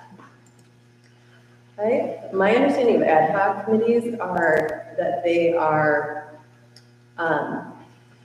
there's a time frame of need for them. Project focus. Yeah, and so if there's something that we're wanting to address that wouldn't fall under one of our committees, then we might want to create a committee that would then be established by us, but would only remain until it's complete, like our goals and our mission within that are completed. I think, that's my understanding. Yeah. So since I'm editing the bylaws, I can add the equity committee to the bylaws. I'm going to suggest we remove the leadership committee so that we can just create agendas without kind of that barrier. Maybe like COVID comes to mind as like an ad hoc committee then, since that's not part of the safety and security committee, like maybe that is an ad hoc committee that we want to create. I will add that from our bylaws, excuse me, and this is, from the bylaws as they stand now, section 2, so this is from Article 7 committees, and section 2 says ad hoc committees, as I said before, would be formed and structured by the council as needed and would be consistent with the law. And then it says at the end, duration of any committee will be determined by need, but committees can only be disbanded by council vote. So I just wanted to add that. Okay. Section 2, you said, right? Yes. And currently, well, John, I'm not even going to give you a page number because it could have changed with all the changes that Nicole's probably giving. So But section 2 of, and again, the section is Article 7 committees. So with the equity committee, we have the LSC members that were mentioned on it, and then we also have non-LSC members on it as well. Yeah, and those were actually listed off and not the most recent newsletter, but it's more of it this September, I think September 13th. I think there are 5. Four. Thanks, Joe. And it's just Matthew from the LSC? Yeah. Okay. Do we need to vote to disband the executive committee then? I think that'll come with the bylaws. Yeah. Are we still volunteering for the? Yes, please. Yeah. I would like to participate. Safety and security, okay. Okay. So in determining, in opening these to the broader community to be a part of this, is that something we should decide on how we want to invite and inform? Yeah. And then I don't know if that would be the plan is between now and October's meeting to have some course of action, and then it could be voted on in October. Mm-hmm. And I also talked about the committee rollout and the fact of like, in the respective time of like having your committee note submitted at a certain time. Right. And then they can be included in the LSC report and not necessarily have to be read out at every meeting. Right. So supplied like ahead of time for review and question instead of, because sometimes like the committee reports is just very, very lengthy. So that's what we had talked about. Right. I did just want to reiterate for the record, because I think, I'm learning as OMA officer when OMA, Open Meetings Act applies. And so because of the change in the disaster declaration by the governor, all committees should meet in person. You can offer a virtual option, but in person is mandatory per the LSC chair, who makes that decision about LSC meetings and all the committee meetings. As I said before, all committees have to have a chairperson, which committees should vote on. And then I wanted to make a request that because Principal Zini in the school facilitates OMA compliance for the council, for example, posting LSC agendas 48 hours prior to meetings and ensuring that our meeting minutes are posted on the website, as well as the names of members, I wanted to propose that you continue that or you extend that facilitation to committees, if that's something you're able to do. To extend which part?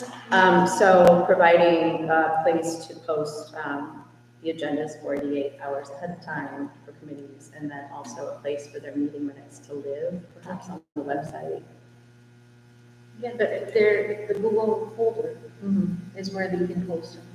I don't know that everyone knows that though. And I don't think, I don't think that, like, as far as like the equity committee, I know they've been meeting, and I don't think like there's been posting of dates of when they're meeting, when they've met, and then any agenda items prior to that posted to the community. So I think, yeah, what you're saying would be helpful. Yeah. So I haven't seen some from other committees either. Yeah, not just exclusively, but I think just from the recent newsletter, I remember. When equity committee was formed, we didn't realize that OMA applied. So Yeah. now we know. Yeah. I don't know, has anyone communicated to equity committee about OMA? Or is this brand new information? I've been learning all this, and so part of my communication is right now, because one of the equity committee members is here, but I can send that communication to all committees. And Rocky and I, we can work on like putting a folder structure together and then ask that, like the LSC The member. chair of each committee can have it loaded to the If it's an posting it on the doors is not an issue, because we have like door 1 and door 7 and the 2 doors, so that any like committee member can do. Yeah. I also wonder about a place for committee members' names to appear for, the general Peirce community in case, just for transparency, but also, an awareness, but to know who to contact, if you have a question about a committee or about the committee business. In the Google Drive, there's that one document that you all can edit to, like, it's got the LSC members that are part of it, but you can include non-LSC member names on it. Okay. I don't know that equity committee's been on there, but I'm not sure. Okay. Oh man, I have a good question. I don't even know if it makes sense in my mind. So we're talking about creating a folder so that all of these committees have a place to post as per OLA. Does that apply to all committees? Yes. Ad hoc standing? Okay. Yeah. Well, Any committee that's subject to OMA. OMA, which is under the LSC, anything that we've established as a group previous. Yeah. And I just also wanted to say that I am the LSC's OMA officer, just saying this for the record during the meeting, which we established during the organizational meeting in July, along with being the FLIA officer, which is Freedom of Information Act. So I just wanted to let the council know, for members who weren't at that meeting, and then just for people in the Peirce community, that if you have questions about the Open Meetings Act as it pertains to the local school council and its committees, or if you have any freedom of information requests, I'm your person. Okay, so to kind of take a step forward with this, I'd like to motion to we'll read all the names, but have the people who volunteered to join committees, join these committees, including the parents here today too, and then the motion to put something in SMORE to invite parents and community members to reach out to express their interest. Is that? And I think it would be helpful when we do that, that we have, that our community has an understanding of what each role's mission and purpose is. Okay. And I think we should probably determine that as a group here, if we're going to do that. Okay. So we have that in the bylaws for. You have it in front of you, Kathleen, the bylaws. Do you have the bylaws? I don't have the whole thing, Okay. I just printed out this section.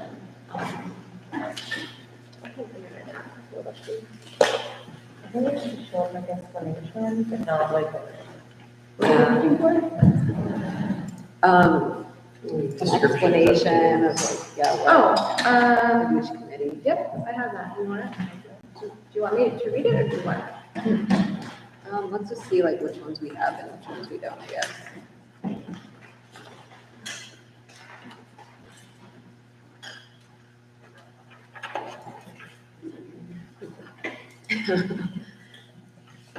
Okay, yeah.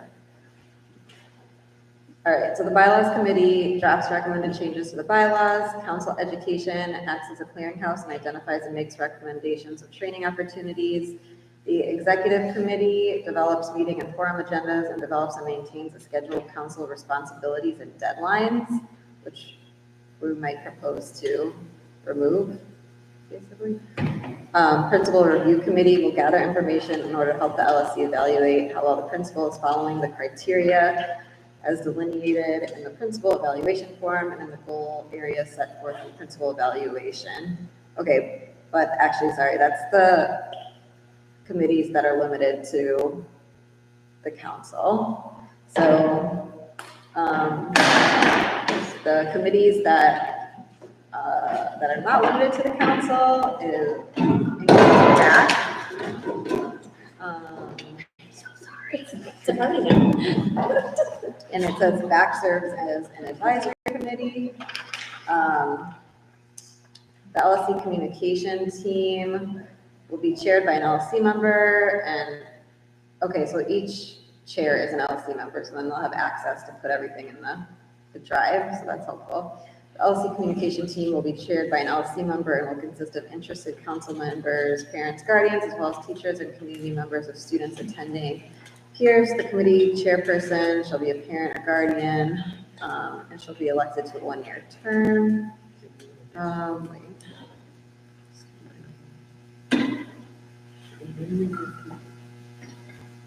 This is just going to contradict itself. It will be chaired by an LSC member. Be a parent, so an LSC member, a parent rep. Interesting, yeah. The communication team will work to develop and improve efficient communication methods among the school community at large. And then the LSC Safety and Security Committee will work in partnership with the council, the school principal, and other community leaders to make Peirce and its surrounding perimeter a safer place for its students. So we've got, we just need one for the equity committee, Which, It was kind of defined in their email. in the newsletter. Yeah, but I think it also needs to be revisited so that the LSC approves that as well. But I think that's how it's supposed to operate as well. yeah. So I can, we want to put it in here, so it'll be approved as part of the bylaws. I'm just trying to think how we can not have to wait till the next meeting to start the committees, but. And A special meeting getting called. Yeah, maybe a special meeting, yeah, would be helpful. Because even with Kathleen, are you familiar as far as like the number? Do we determine the quorum for each committee? Like how many committee members we want? No, the quorum determines itself depending on how many committee members there are. So basically, if we're opening it up to the community, it's however many people show interest, they are automatic members. We have to make that determination on how many, like, do we want to limit, like, participation on committee to a certain number? Are we taking anyone that expressed interest? The committee members, the single question, for example, the committee is, like 3 consecutive meetings as part of the school year, that they're the same. Committees are taking the same. Sorry, I couldn't hear what you said. Oh, I was wondering if committees have the same rules that we do, for example, that we can't miss more than 3 consecutive, sessions, just again, to kind of make sure the committees can function and move forward, that you're not 20 people signing up and 5 coming here for nothing to move forward. So if we have the same rules that we do, maybe that would help kind of curb that. Yeah, that's why I think, I'm pretty sure that there is a quorum for each committee that's required, but I just don't know. I think we have to establish how many we want, so that if there are any decisions that are being made from our committees, that if we are to vote, we know how many in favor votes means we need, even in the committees themselves. So maybe it's something worth looking into a little bit more as far as what's required as far as membership is, like, and number of people are involved. Because I think we're all in conjunction as far as making it as inclusive as possible for attending these meetings, which would allow us to function under the MOA, or OMA, but the committee members is just my kind of question mark as to how we determine that. I've reviewed the committee section extensively and even talked to someone in the Attorney General's office, and in terms of committees, he kind of said, well, that's a wild card and that depends, and we really don't have any documentation. And I didn't ask him specifically what you're asking, but my understanding is we decide how many people are on each committee. That's a determination by the LSC. Except, like, for example, the executive, which we're going to strike, and I'm trying to think if there's any other exceptions to that. Wouldn't we have to determine that after we gauge interest? Yeah. Right, so, like, because we could have like no one interested, right, just some conversation with. So I think moving forward, it's like we have to gauge the interest, put a timeline as when the interest has to be expressed, and then the committees, right? Okay. So next actionable step would be having something in the newsletter saying these are committees that people are welcome to participate in. It sounds like we have basic outlines of what each one is. And then we can gather that information between now and next time. The only caveat is that the equity committee that description hasn't been agreed upon. We need to talk to members of the equity committee so that they understand what's going on. This is brand new information that people have like invested time and we've gone through an application process, and I just want to make sure that they know what's going on. Jill's here. Yeah. And Matt can read the notes when we talked about safety, when we come back, he's the chair of it, so that would be I don't know, there's not a chair of the equity committee, is there? We rotate. council member, but he. We have a person who takes notes and is a chair, we rotate that. So, which is gonna be tricky under, like, per our guidelines, there has to be a chair, but you could rotate facilitation of your meeting.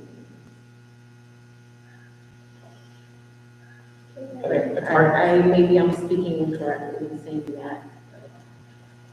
I don't mean to like go down a rabbit hole about what the duration for a chair is, but I'm assuming because the LSC chair is elected for a 2-year term, that like, are you thinking that the chair needs to be fixed, like maybe just for an academic year? If we're sort of saying that, we seem to be saying that for all the other committees, is that your concern, Lori, that if we ask the equity committee to have a fixed chair, but their model is to rotate that leadership, if that's a conflict? Yeah, I guess I need to think, I don't know what I think about it, I just know like the model that exists, yeah, is very different than the model that we operate under, and so is it that at the beginning of every meeting, the equity committee votes a new chair in? That's a possibility, and then that's like a standing item. And is there a requirement that it has to be an LSC member as chair, or? No, because we don't have it written in our bylaws. Yeah. Okay. For the And it's other, other, for any committee? For the other committees, it is. that's why I'm curious, because Yeah. on the other committees it is, so I'm just wondering if that's if we're violating anything by not having an LSC member, because at the end of the day, the LSC committees are extensions of the LSC, and so I'm just wondering how. So again, standing committees are not limited to being council members or the FAC, the LSC Communications Team, and LSC Safety and Security. The other standing committees are limited to LSC members, and that's the bylaws, council education, executive and principal review committee. And my earlier question was, does equity fall under ad hoc? Because I don't see it in our bylaws. It's not in our bylaws yet at all. Yeah. But like, it would need to be a standing, but we could add it to the bylaw. It needs to be standing, it's not in bylaw, it needs to be rules or subject to only. Yeah. It's not an ad hoc because it's not project based. Right. This doesn't say project based. That's what, when I spoke with Louise, that was what you told me, is that like ad hoc is project based. Okay. Can we please add that to the reference guide? I mean, but like read the description, like it essentially like references, like it's the same like. Okay. It's like there's a specific task that committee is set out to do. And it's our bylaws that say the chair needs to be an LSC member, so I don't know if we can edit that. Where I got this is from Article 7 in our bylaws, but also there's crossover with what the reference guide says, the LSC reference guide, which they're updating. They are? They said on the module that I took yesterday, I think you took the same one, that we're updating this, it's mostly okay, but we're updating it. It's mostly okay. Well, that's what I would say too, is I feel like, it makes sense to refer to somebody that has more experience with this too, and we do have Luis as our specialist. So if we have sort of more general questions about committees, Yeah, he's our point person. he could be a valuable resources. Instead of just like, I mean, you're doing an amazing job of navigating all this reference material, but he would also I have a couple of scheduled with them, just to introduce myself and say, hey, I'm a OMA officer. Here are our questions. Can I just, because this conversation has now been going on for almost 30 minutes, well, I know it's important. We just lost 2 members because of time. So could we talk about next steps and continue this conversation next month? Yeah. So if we want to put some things more to solicit parents and community members and teachers to email the LSC if they're interested in joining a committee, do we need to like vote on that, motion for that? Okay. So I would like to motion to put in the next more, a call to parents, community members, and teachers who are interested in joining one of the 4 LSC committees and asking them to email the LSC if they're interested. What are the 4 LSC committees? communication, equity, safety, and Yeah, maybe not safety. yeah, safety and security, communication, BAC, and equity committee. BAC? Yeah. BAC has officers.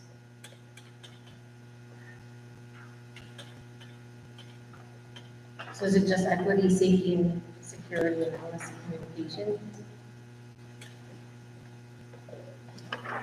Not for children, for parents who want to join committees. So just anyone, right? Yeah, and so equity committee had an application process before. I guess we can still, like, without interfering with the application process, can people still message to like express interest? And then we can pass that along to the equity committee or have a conversation later, I guess, about how to handle that. Yeah, I think at this point it's information gathering, not knowing exactly what we're doing. Okay.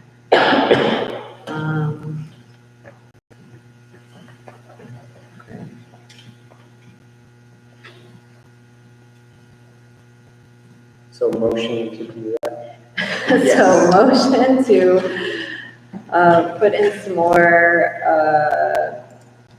notice to solicit interest from parents, teachers, community members, to email the LSC email if they're interested in joining the LSC Communications Committee, the Safety and Security Committee, or the Equity Committee. Who's creating that communication?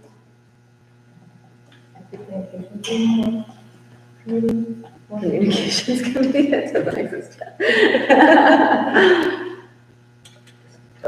Yeah, we can work it out. Okay. And then is it expected that, like, Lindsay creates it, shares it with the council before for feedback, and then we just like are okay with whatever Lindsay ends up with, or do we want to vote on the actual communication? I trust that if Lindsay has the guidance of what each one stands for, I don't think that we have to vote on it, agree. I trust that we're going to send out who's interested in this, what the community is. And should we be expressing any, like, these committees meet? What are the meeting dates? Like, are people, I'm just guessing people might come with questions. I think less is more. If they're interested, then we make meeting dates as a group. Yeah, I think just gathering. And then if we have 2 people that are interested, then it's like, Yeah. And I guess we're not sure, like, if somebody expressed interest, because some of the committees already have a selection process, we're not like committing to like emailing as joining the committee, I guess, that would be important. It's just expressing interest. Yeah. Sorry, communication, equity, safety, security, and what was the fourth one? I guess it's just 3. Okay. Yeah, just back is the other one, but they don't need to be part of this, I guess. In the interest of equity, we'll just go home and back that mail as well for those who don't want to do that. I would support that too.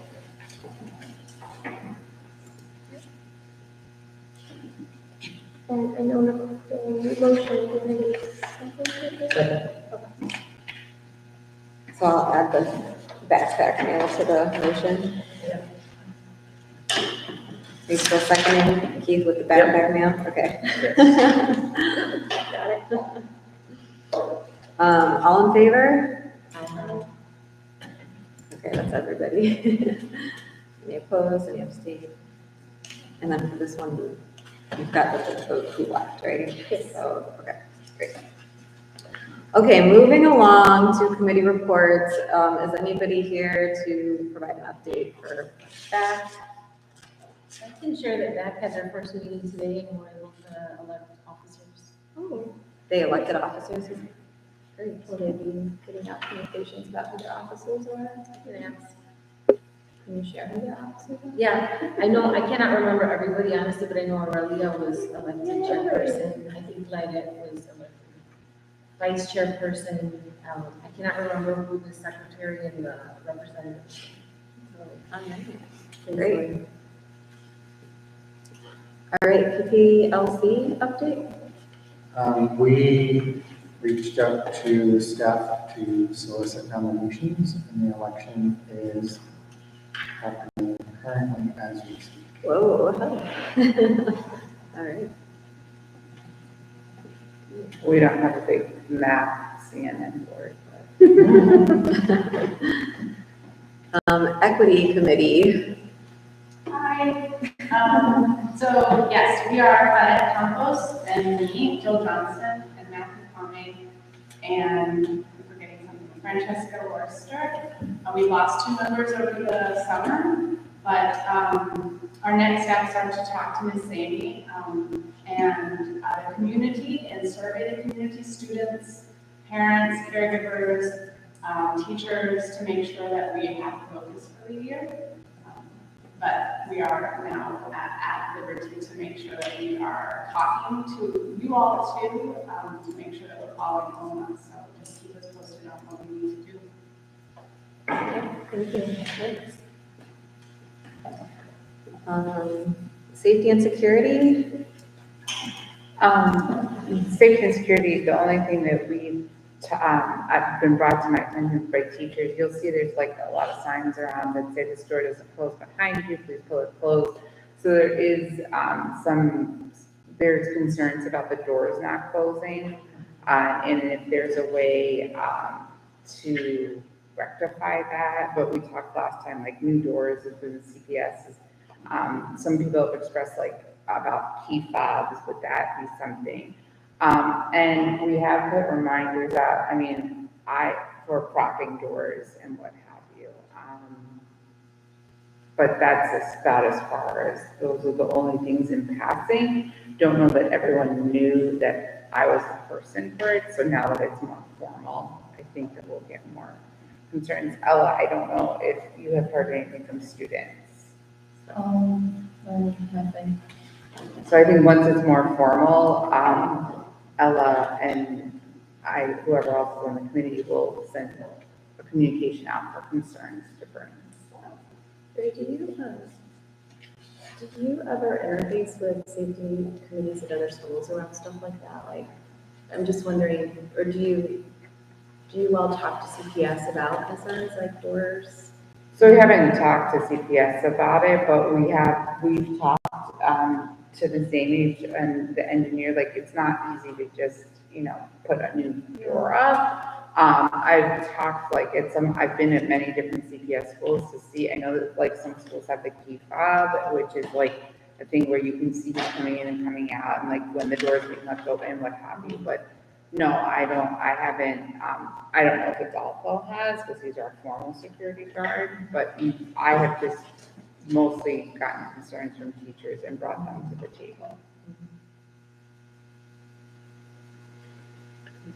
Yeah, I've heard the same concerns from parents and teachers too, about the doors not closing unless you pull them.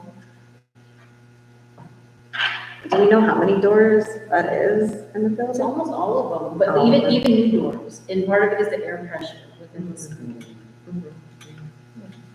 And also it is part on fault of people in the building. I mean, I close doors all the time and I'll see it propped open and why it's propped open. I'm like, well, you're out of luck. And I'll close it. And maybe if you have to walk around, you'll realize like you shouldn't leave a door propped open. So, you know, it is something I think that as a whole staff we need to address, like you said, to be reiterated. But I mean, like Ms. Amy says, a lot of the doors. I mean, The district is going through, like, we've had several new doors put in, and like all of our doors are on their radar. But even the new doors are not closing, and it's the air flow within the school. and then the other thing for safety we brought from the playground that was great that you said was that they're closing off like those spaces. The space, by the dumpster. Oh, and yes, the space- yeah, the garbage cans will be blocked, and there'll be like just a walkway. Yeah. But it'll be gated. And then what about the other gates?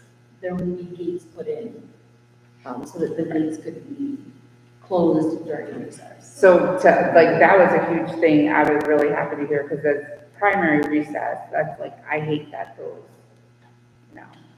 So that's a big improvement on safety. Silence too, that the playground is closed during the day, because oftentimes we have to ask people to leave the playground during recess. And they cut through, and that's what's gonna be great about the gates, because people will cut through down Gregory, like from Jewel or what have you, and cut through to go by where the dumpster is. So that's a really good thing as in the inside the building to see that that's gonna be rectified. Okay, bylaws. But now with 55,000 children out, right, you would have gone around. Right, but to that point, like, yeah, I just. Yeah. Took that way today. Yeah.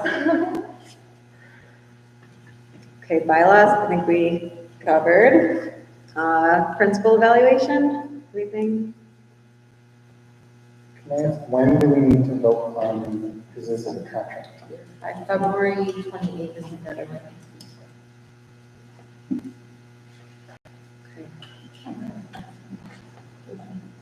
I would just request that it's done by December, just because if there's not a non-renewal to Maybe that's why I have said time. That's my request, because I wish to prepare for another position.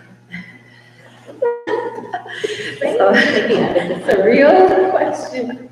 So that, committee we need to be able to get them going. So do we? Do the people on our committee know what they need to get going? I don't know, so that's why I'm asking. We've done this once before, so we Okay. can Yeah. Who's on that committee? what that looked like in the past. Both y'all are on the committee? Then Matthew and I. Lindsay, I mean, yeah, we've done it before, just so we can have the teacher voice. We usually survey the whole staff, and Adolfo, we haven't had a chance to talk to him, but we'll do something to survey non-teaching staff. That's usually how we pull. the members, Lindsay, Mr. Chad, and Matthew. Okay.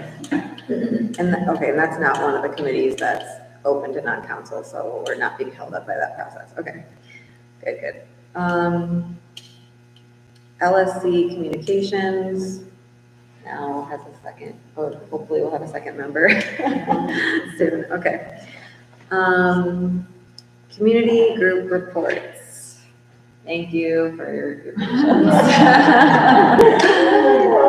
PSO. Hi, I'm Michelle Perez. I'm the new PSO president this year. Our vice president is Ashley Lyons-Woods, and our secretary is Tracy Dickerson. And we had our first meeting on September 8th, and it was a great meeting, and we've already had a couple events. We've had the back-to-school picnic, and we helped with the open house. And our upcoming events are, I should say, at our meeting, we went over a few things that are going to be new with the room reps. We've got all room reps in place for all grades. There's 1 to 3 room reps per grade, and then we also have room rep for each of the specialist teachers this year. And which is new, and I'm glad that that's going to happen. And then we're going to roll out a WhatsApp program for communication. In addition, that's why I was thinking, I thought with the communications committee, because that's a new piece that hasn't happened before, and I think it will help reach more of the school community. And we also have our PSO calendar for the year of all the events, and it's on the website in the PSO community area. You can click on it and you can download it, and it also went into backpack mail. It should have gone out Wednesday. It should be in your kids' backpacks, so, which is nice. I don't think we've had this in a while, so everybody knows what's going on. And our upcoming events, we're having the parent mixer is next, and that's the end of September, Friday, 7 to 10. So hopefully I'll see you guys all there. And we have 2 things that the PSO is requesting for account proposals from the LSC, and I gave them. I have them Yes. here, yes. So you guys, I'm new to this. This is my first meeting with being president of the PSO. So do we vote on those now? Do I have to explain them, or how does this work? Yeah, if you could walk through them. Oh, sure, Yeah. okay. So the first one that's upcoming is the Halloween dance and movie night, which is Friday, October 28th. And that's a PSO event that is free to the community. It's not there's going to be no charge for it, but I thought I would bring it up because it's on school grounds, and it's going to be donation based. So we will have a jar asking for donations if people want to give a donation, and the explanation would be to further help the PSO have free events throughout the year. That's where the money goes to, and to pay for some of the expenses for the dance. But it's totally voluntary, and then the money that is raised, of course, it's not actually being raised, donated, would be used for free events throughout the year. So Michelle, we're gonna need a temporary leasing agreement. Okay. For that. In years past, the PSO was not under FOP. And so the events would be like school events, but because they're now under FOP, it's a leasing agreement. Okay. And a fundraising approval. Okay. So we would need to approve as a council, similar to Fall Fest. Okay. We would need to approve a leasing agreement for the dance and a fundraising proposal. And I don't know how that works now that we've passed those parts on the agenda. Can we go back? And so do that. Okay. They're on the agenda, we're just sort of like out of order in this. Got it. Okay. So that's approval of leasing agreements. Okay. And then I get the leasing agreement and then give it to the. You'll give it Lynn, because she works with real estate. Got it. And then do you want me to go through the next one, or do you vote on this one first and then? Yeah, let's do one at a time. Okay. You can vote on it and then if someone calls any questions, then we will vote. So What does it mean that PSO is under FOP now? it's a It's a subcommittee of the Friends of Peirce, and that's for insurance purposes. Oh, and that's something new? That's it's been always like been that that way. for, a couple of years, but 5 we years. hadn't, because of COVID, we weren't hosting the event. right. It's been like about 4 years. I see. Okay. Okay, The WhatsApp communications for the community, not for teachers, right? The WhatsApp. mhm, Okay. okay, community, school community. Because we're not. So, Ms. Amy, do you want a motion? I'm not motioning on this What would the motion be to approve the Halloween dancing movie or to approve the leasing agreement? It would be two different. Okay, so, and we're voting on the table of the event? I'll stop looking at you. So the event has to be the same agreement for you. It's the leasing agreement and the fundraising. Okay. So motion to approve the leasing agreement for PSO's Halloween event? Do I go back and say all in favor? All in favor? I think we're getting punchy. Okay, any opposed? And any abstentions? Yes, that's Ms. Amy. Okay, thank you. The motion passes. Do you need to sign this? Yeah. Okay. The motion to fundraise for Halloween dancing. She just did the leasing agreement, so we have to do the fundraising. The fundraising event, got it, okay. So Keith, okay. Keith, and who seconds? Evan. Evan, Got it. you got the difference between the two? Okay. All in favor? I'm abstaining. Okay, any opposed? Any abstentions? You don't need to sign this for the chair. Okay.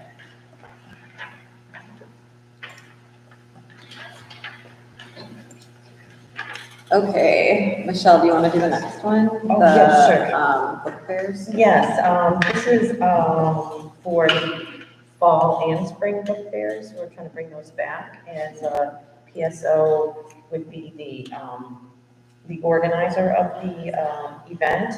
And it would be held during the parent-teacher conference time. So November 17th through the 21st is the fall date, and the spring date is March 27th through the 29th.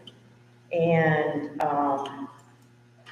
it's been a while since we've had a book fair, I think it's been 4 years. So we reached back and into the archives and found that we made $6,000 at the last one. So, I mean, this is all projected amounts, and for the use of the profit, I would like it to be determined by Ms. Amy or Friends of Peirce, since we're just hosting the event as PSO, so it's not money that we would collect ourselves. I would like it to go back to the school or the FOP. Did you say two, you wanted two of them? Two of them, For yeah. Around the parent-teacher conference times. Did you talk to Kim and Aaron Payne about this? They've Yeah. been talking about book fairs. Yes, I sent an email, I haven't heard back yet, from Aaron King. I just want to make sure that there's not a duplication of efforts happening. Okay. Because they had proposed dates that were not parent-teacher conferences. Oh, okay. So. And Kim had talked to me today, and I told her that they would need to put together a proposal to the LSC. Okay, so then maybe I'll table this one to the next. This one, we can wait till October, because it wouldn't happen till November. Right, okay, so I'll table it and get the dates, and we'll coordinate that. Okay. I have a quick question. These are book. And then we also are doing the Fall Fest, which is part of the FOP and PSO collaboration. And that is, October 15th. And that, we need a leasing agreement for that one as Do we have well. a fundraising proposal for that one? Yes. I've got that one. Yeah. So I think everyone has a copy of that one. Yeah, so this is the fundraising agreement for Friends of Peirce to have space for things like caramel apples, donuts. I think you all should have a copy. Maybe they're over there. No? Keith, do you need Are one? they over there? I'll let that go.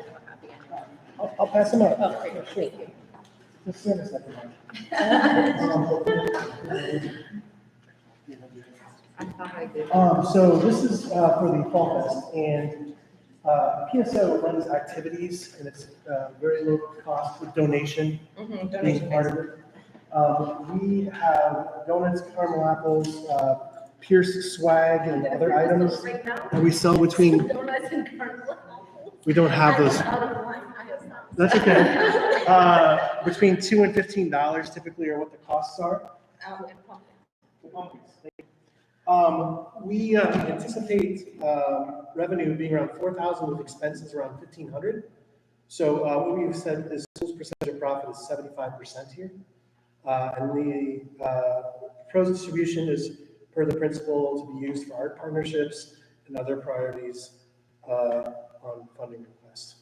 So the Friends of Peirce in collaboration with PSO is making this request. Any discussion? Is this is done out on the chart? Anytime Friends of Peirce has a fundraiser on school grounds, we will come to you to ask permission to do that. So this is on school grounds. And so leasing agreement still applies outside.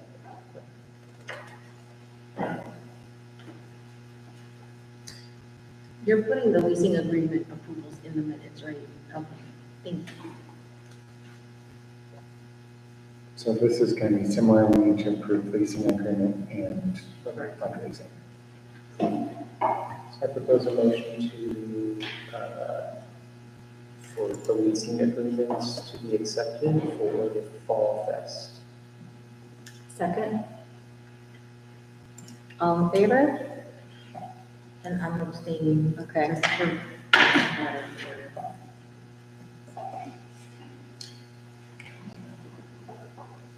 Motion to propose fundraising approval for the Fall Fest. 1 second. Did you say 1 second? Yeah.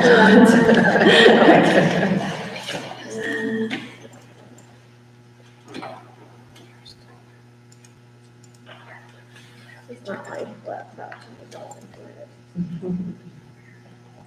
it. One more time? Motion to approve fundraising approval for the Fall Festival.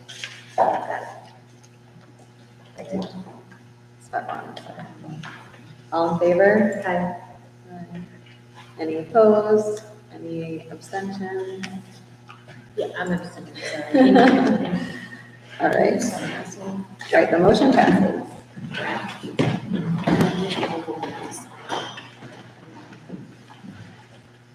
All right. Anything else from PSO or Friends of Peirce? I'll sign that one. Well, actually, I'm item C. I think race and equity is Okay. before me, so. Sounds good. Okay. Can I just like say thank you to you all for all the work that you've been doing to support school life initiatives, the Back to School Fest was amazing. Amazing. So great, looking at how we bring the community together, so thank you. Love getting jazz snaps. Always happy to do that. I think you will keep that. Lori, who's that go to? I need to keep it. Okay. Thank The you. two signed and we're tabling. Yeah, table for, so you guys keep that for Okay. next meeting. Okay. Nicole, we also talked at the organization meeting of bumping you guys up Yeah. on the agenda. Like, Yeah. I'm not making this up. I have a really good memory. We talked about bumping you Yeah. guys up. Our only concern is in case we had two members leave tonight for the council. I just want to make sure We it's had able. talked about you being at the top of the agenda Yeah. and not like, we say like right after the principal's report, I think it was, so that people who are here and. Right. Yeah. There's a lot of these things that we don't remember from the organizational meetings because I didn't take notes properly, so apologies. I was like, oh, that's me. This time. This time. The notes are gonna be awesome. Okay. Racial equity fair. I'm just over member of the steering committee of the Racial Equity Parent Group, and we are setting our first meeting. It will be the first half of October. We don't have a date yet, but you will all know when the campus meeting when we have a date, and we'll be electing new leadership at that time. That's it, that's all I know. Thanks for staying. Back to Chad. Yeah, Chad Kerr, I'm president of the Friends of Peirce. We're the fundraising parents group. So we help raise money for initiatives like arts partnerships and various other programming throughout the school. We've done things in the past, like help acquire Chromebooks during the pandemic, having water fountains around the school that have refillable stations, hand washing stations as well. So we have 5 new members this year, which I'm very excited about. It happens that the members that we have amazing skills around strategy, around entrepreneurial nonprofits organization, and strategic planning. So I'm very excited about that because we're working on organizing ourselves in a way that is sustainable, meaning that we have SOPs in place, standard operating procedures, so they can be repeated in the future for our fundraising programs. We also have people on the finance group who are looking at opening up and analyzing our data in a way that's more usable for us to make better decisions about how we fund programming and move forward. But one of the things we're doing is we've got a strategic planning committee happening right now. And part of that is listening sessions that we're going to be doing with administration. We actually had one with Principal Zamy already, with staff, with students, as well as community members who have kids in school, but also may not, as well as people who've given us money in the past, sponsored us in the past, businesses, businesses, as well as those who are interested in having sponsor us. So we're doing that work right now. And as I said, we're also reworking our finances, the way that we report out on those, making them more transparent, but also having more data that we can better make use of.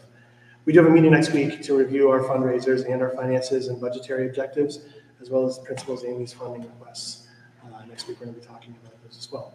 So any questions? I'm going to give a write-up that I can give to you all in the future that tells more about the alphabet soup that is the parents groups, but also what we do at Friends of Peirce. Oh, yes.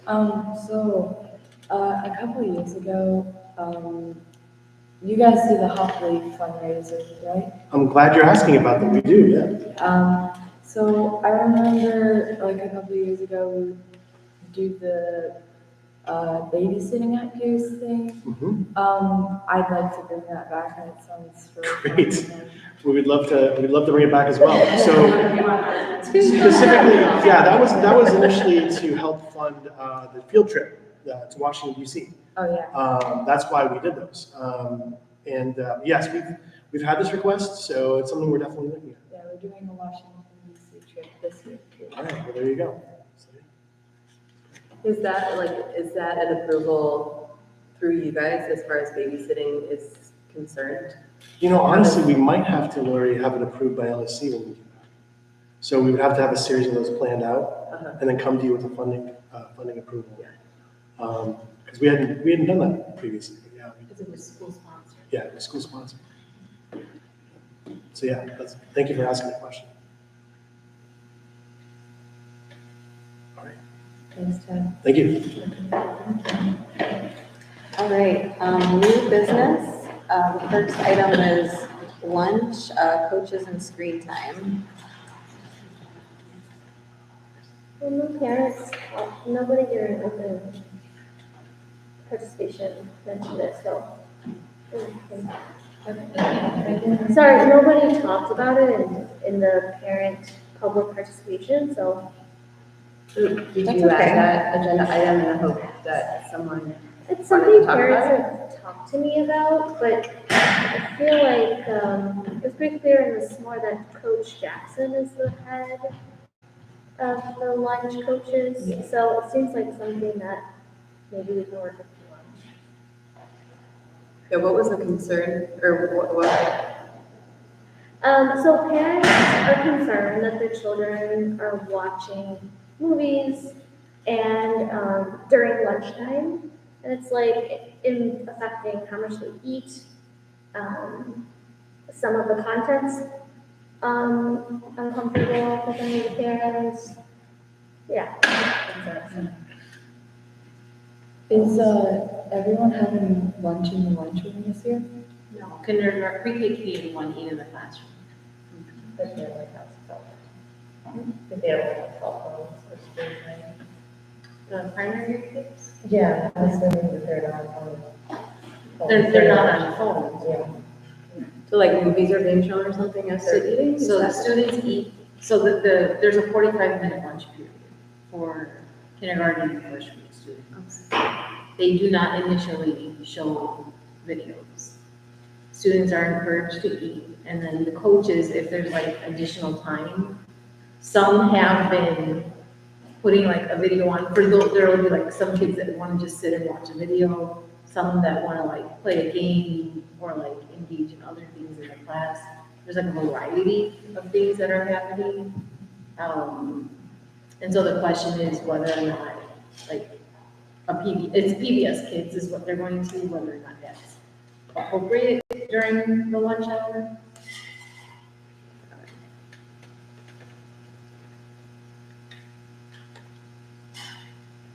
And what's your take on that? So it's a decision that the coaches made, and so I feel like they need to be engaged in a conversation to hear, like, so Coach Jackson had received concerns. He had given a response to it. And so I think if it's still coming up as a concern, then we need to engage further with, like, I don't know how wide the concern is. Is this many people are concerned? Is it one person is concerned? I don't have a pulse on like the number. Like I heard from one person. So I think that like if it's a large concern, we should explore it further. But I think it's really important in this case to engage the coaches and Coach Jackson. Exactly.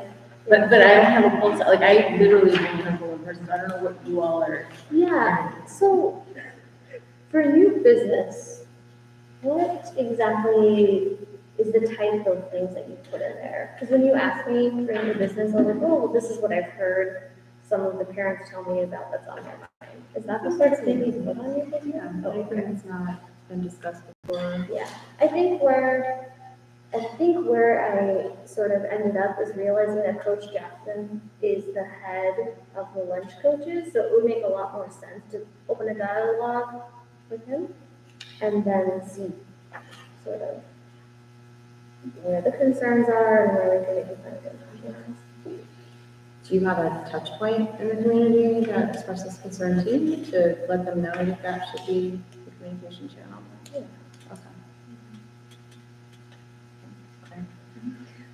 Okay, the next topic was level 2 parent volunteer process. So this was another thing that co-parents mentioned, and I've heard it from multiple CPS schools, just that the level 2 requirements are impeding parents from being able to volunteer, and I don't think that's new information to Level anyone. one, level one, Level one, yeah. Yeah. And I think that's a CPS-wide issue, there's not a whole lot that Peirce can do about that. I mean, there's been a lot, I mean, Erin Snow's been phenomenal with trying to like create opportunities for on-site, Yeah. you know, like engagement in the process for level 1. Yeah. Level 2 is like a good status to also have, which is much easier and quicker to go through. Level 1 is where you're able to be alone with children. I mean, anytime you have like any type of process, it makes it difficult to, like, there's not a quick, easy access to it, but it was put in place because of like many issues with harm towards children that was happening, and so it's like an important protocol from like a safety and security angle. So it's how do we reduce and eliminate barriers so that families can volunteer. How do you manage safety, real safety concerns with wanting parents to feel included in their child's school? And I think it came up with the Day of the Young Child last year, where we pivoted and made sure that parents would level 2 status could volunteer. It's sort of like, how's the event designed? Exactly. So if the event is designed where families are not alone with children, it's not so difficult. Yeah. But the way that it was initially designed is where families would be alone with children and leading like certain activities. So I think that's something we should always keep in mind when we're inviting families to the school. Especially we have all this wonderful Hispanic heritage, I think, curricula happening at the school, but I don't see a whole lot of parent invitation. So hopefully that's something that we can work on over the next couple of months, to keep in mind what volunteer status parents have to have. And it's that and balance out. Like at a field trip, you kind of have to have volunteer to. I wonder too, just informally, I have spoken to whoever oversees that office to just give feedback to say with the Dia del Niño celebration that, hey, this, I know you're trying to balance children's safety or you're trying to ensure children's safety, but, for example, for undocumented people who don't want to go through a background check, this is prohibiting many, many parents from participating in their children's school. And so just, giving that feedback to the office, maybe even to the Office of Safety and Security individually as much as we can to advocate for. So in the, so Erin Snow came to the BAC meeting today to talk about like a specific sign-up process specifically for members of BAC. And in the literature that she shared the guidance from the district that addresses people being undocumented and it was available in Spanish, and we reiterated that generally, people that are undocumented, there's been no issues in terms of people going through the process. The issue comes if there's a felony or an arrest or something that could then identify you. So there's still that like some people still are not comfortable with that. Yeah. Well, I'm so glad that she was able to go and do that. She's important it, just in terms of making everything so much easier for us to walk through that process. Yeah, it seems like the tedious part is having to re-fingerprint, redo it year after year, and that's just a formality that I don't think we have any control over. I had to do it twice. Yeah. Once for LSC and once, my fingerprint. And that affected it almost affected the 7th grade field trip. But then someone, maybe Erin, reminded us that anyone could be a chaperone, and people stepped up from, not 7th grade parents stepped up. That was just today. I heard it was great.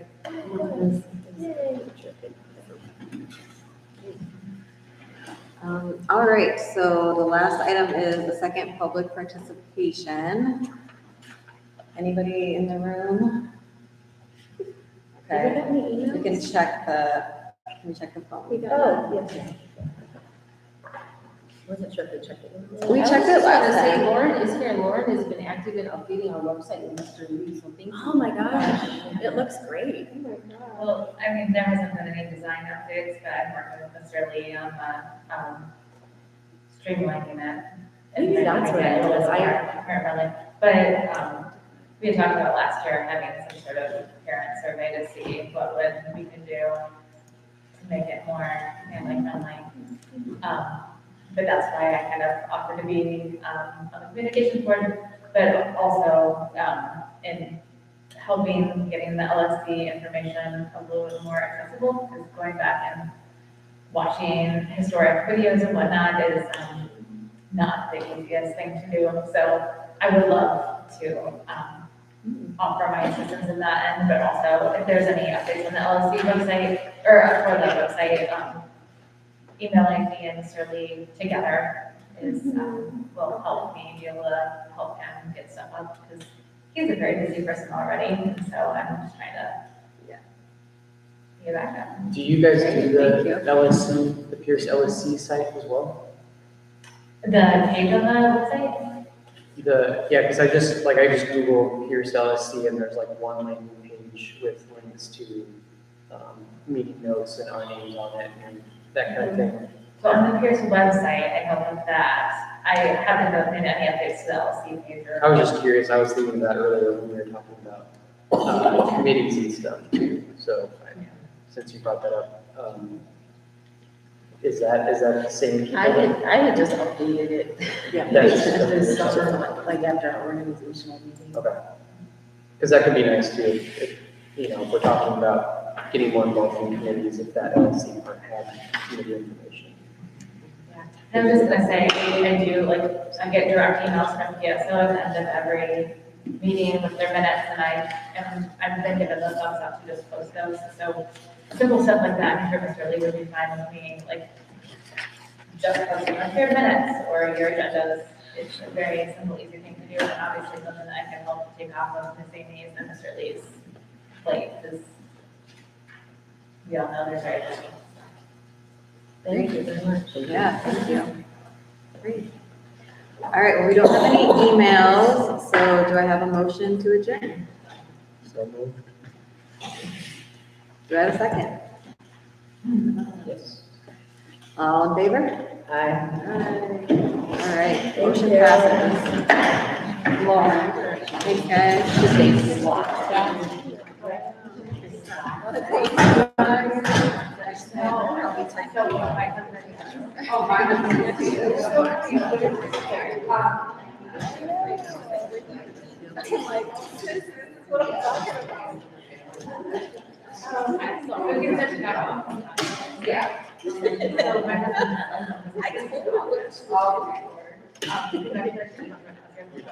Yeah.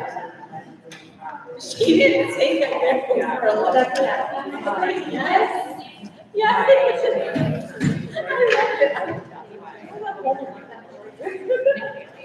She can drive. I didn't know her. Like, you can take the car and you he works with some of the extra.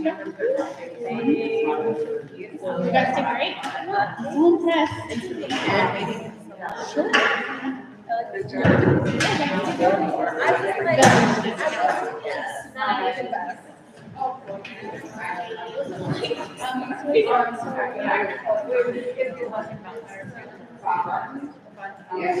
It's not her, but, I was telling you, I saw the thing on your back. Have you studied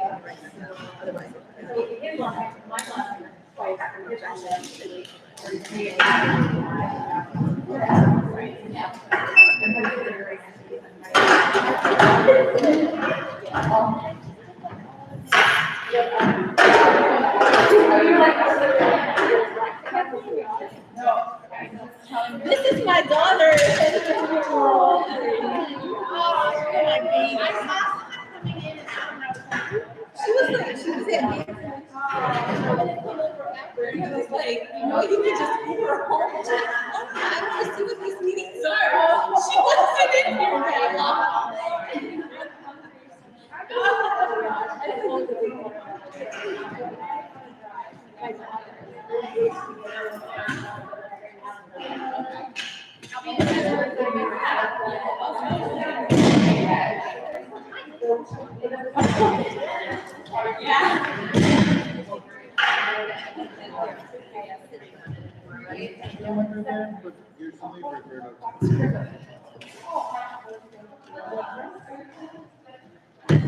She goes by low. Okay. So she's across the hall from me. Oh, yeah. That's what's so funny. He didn't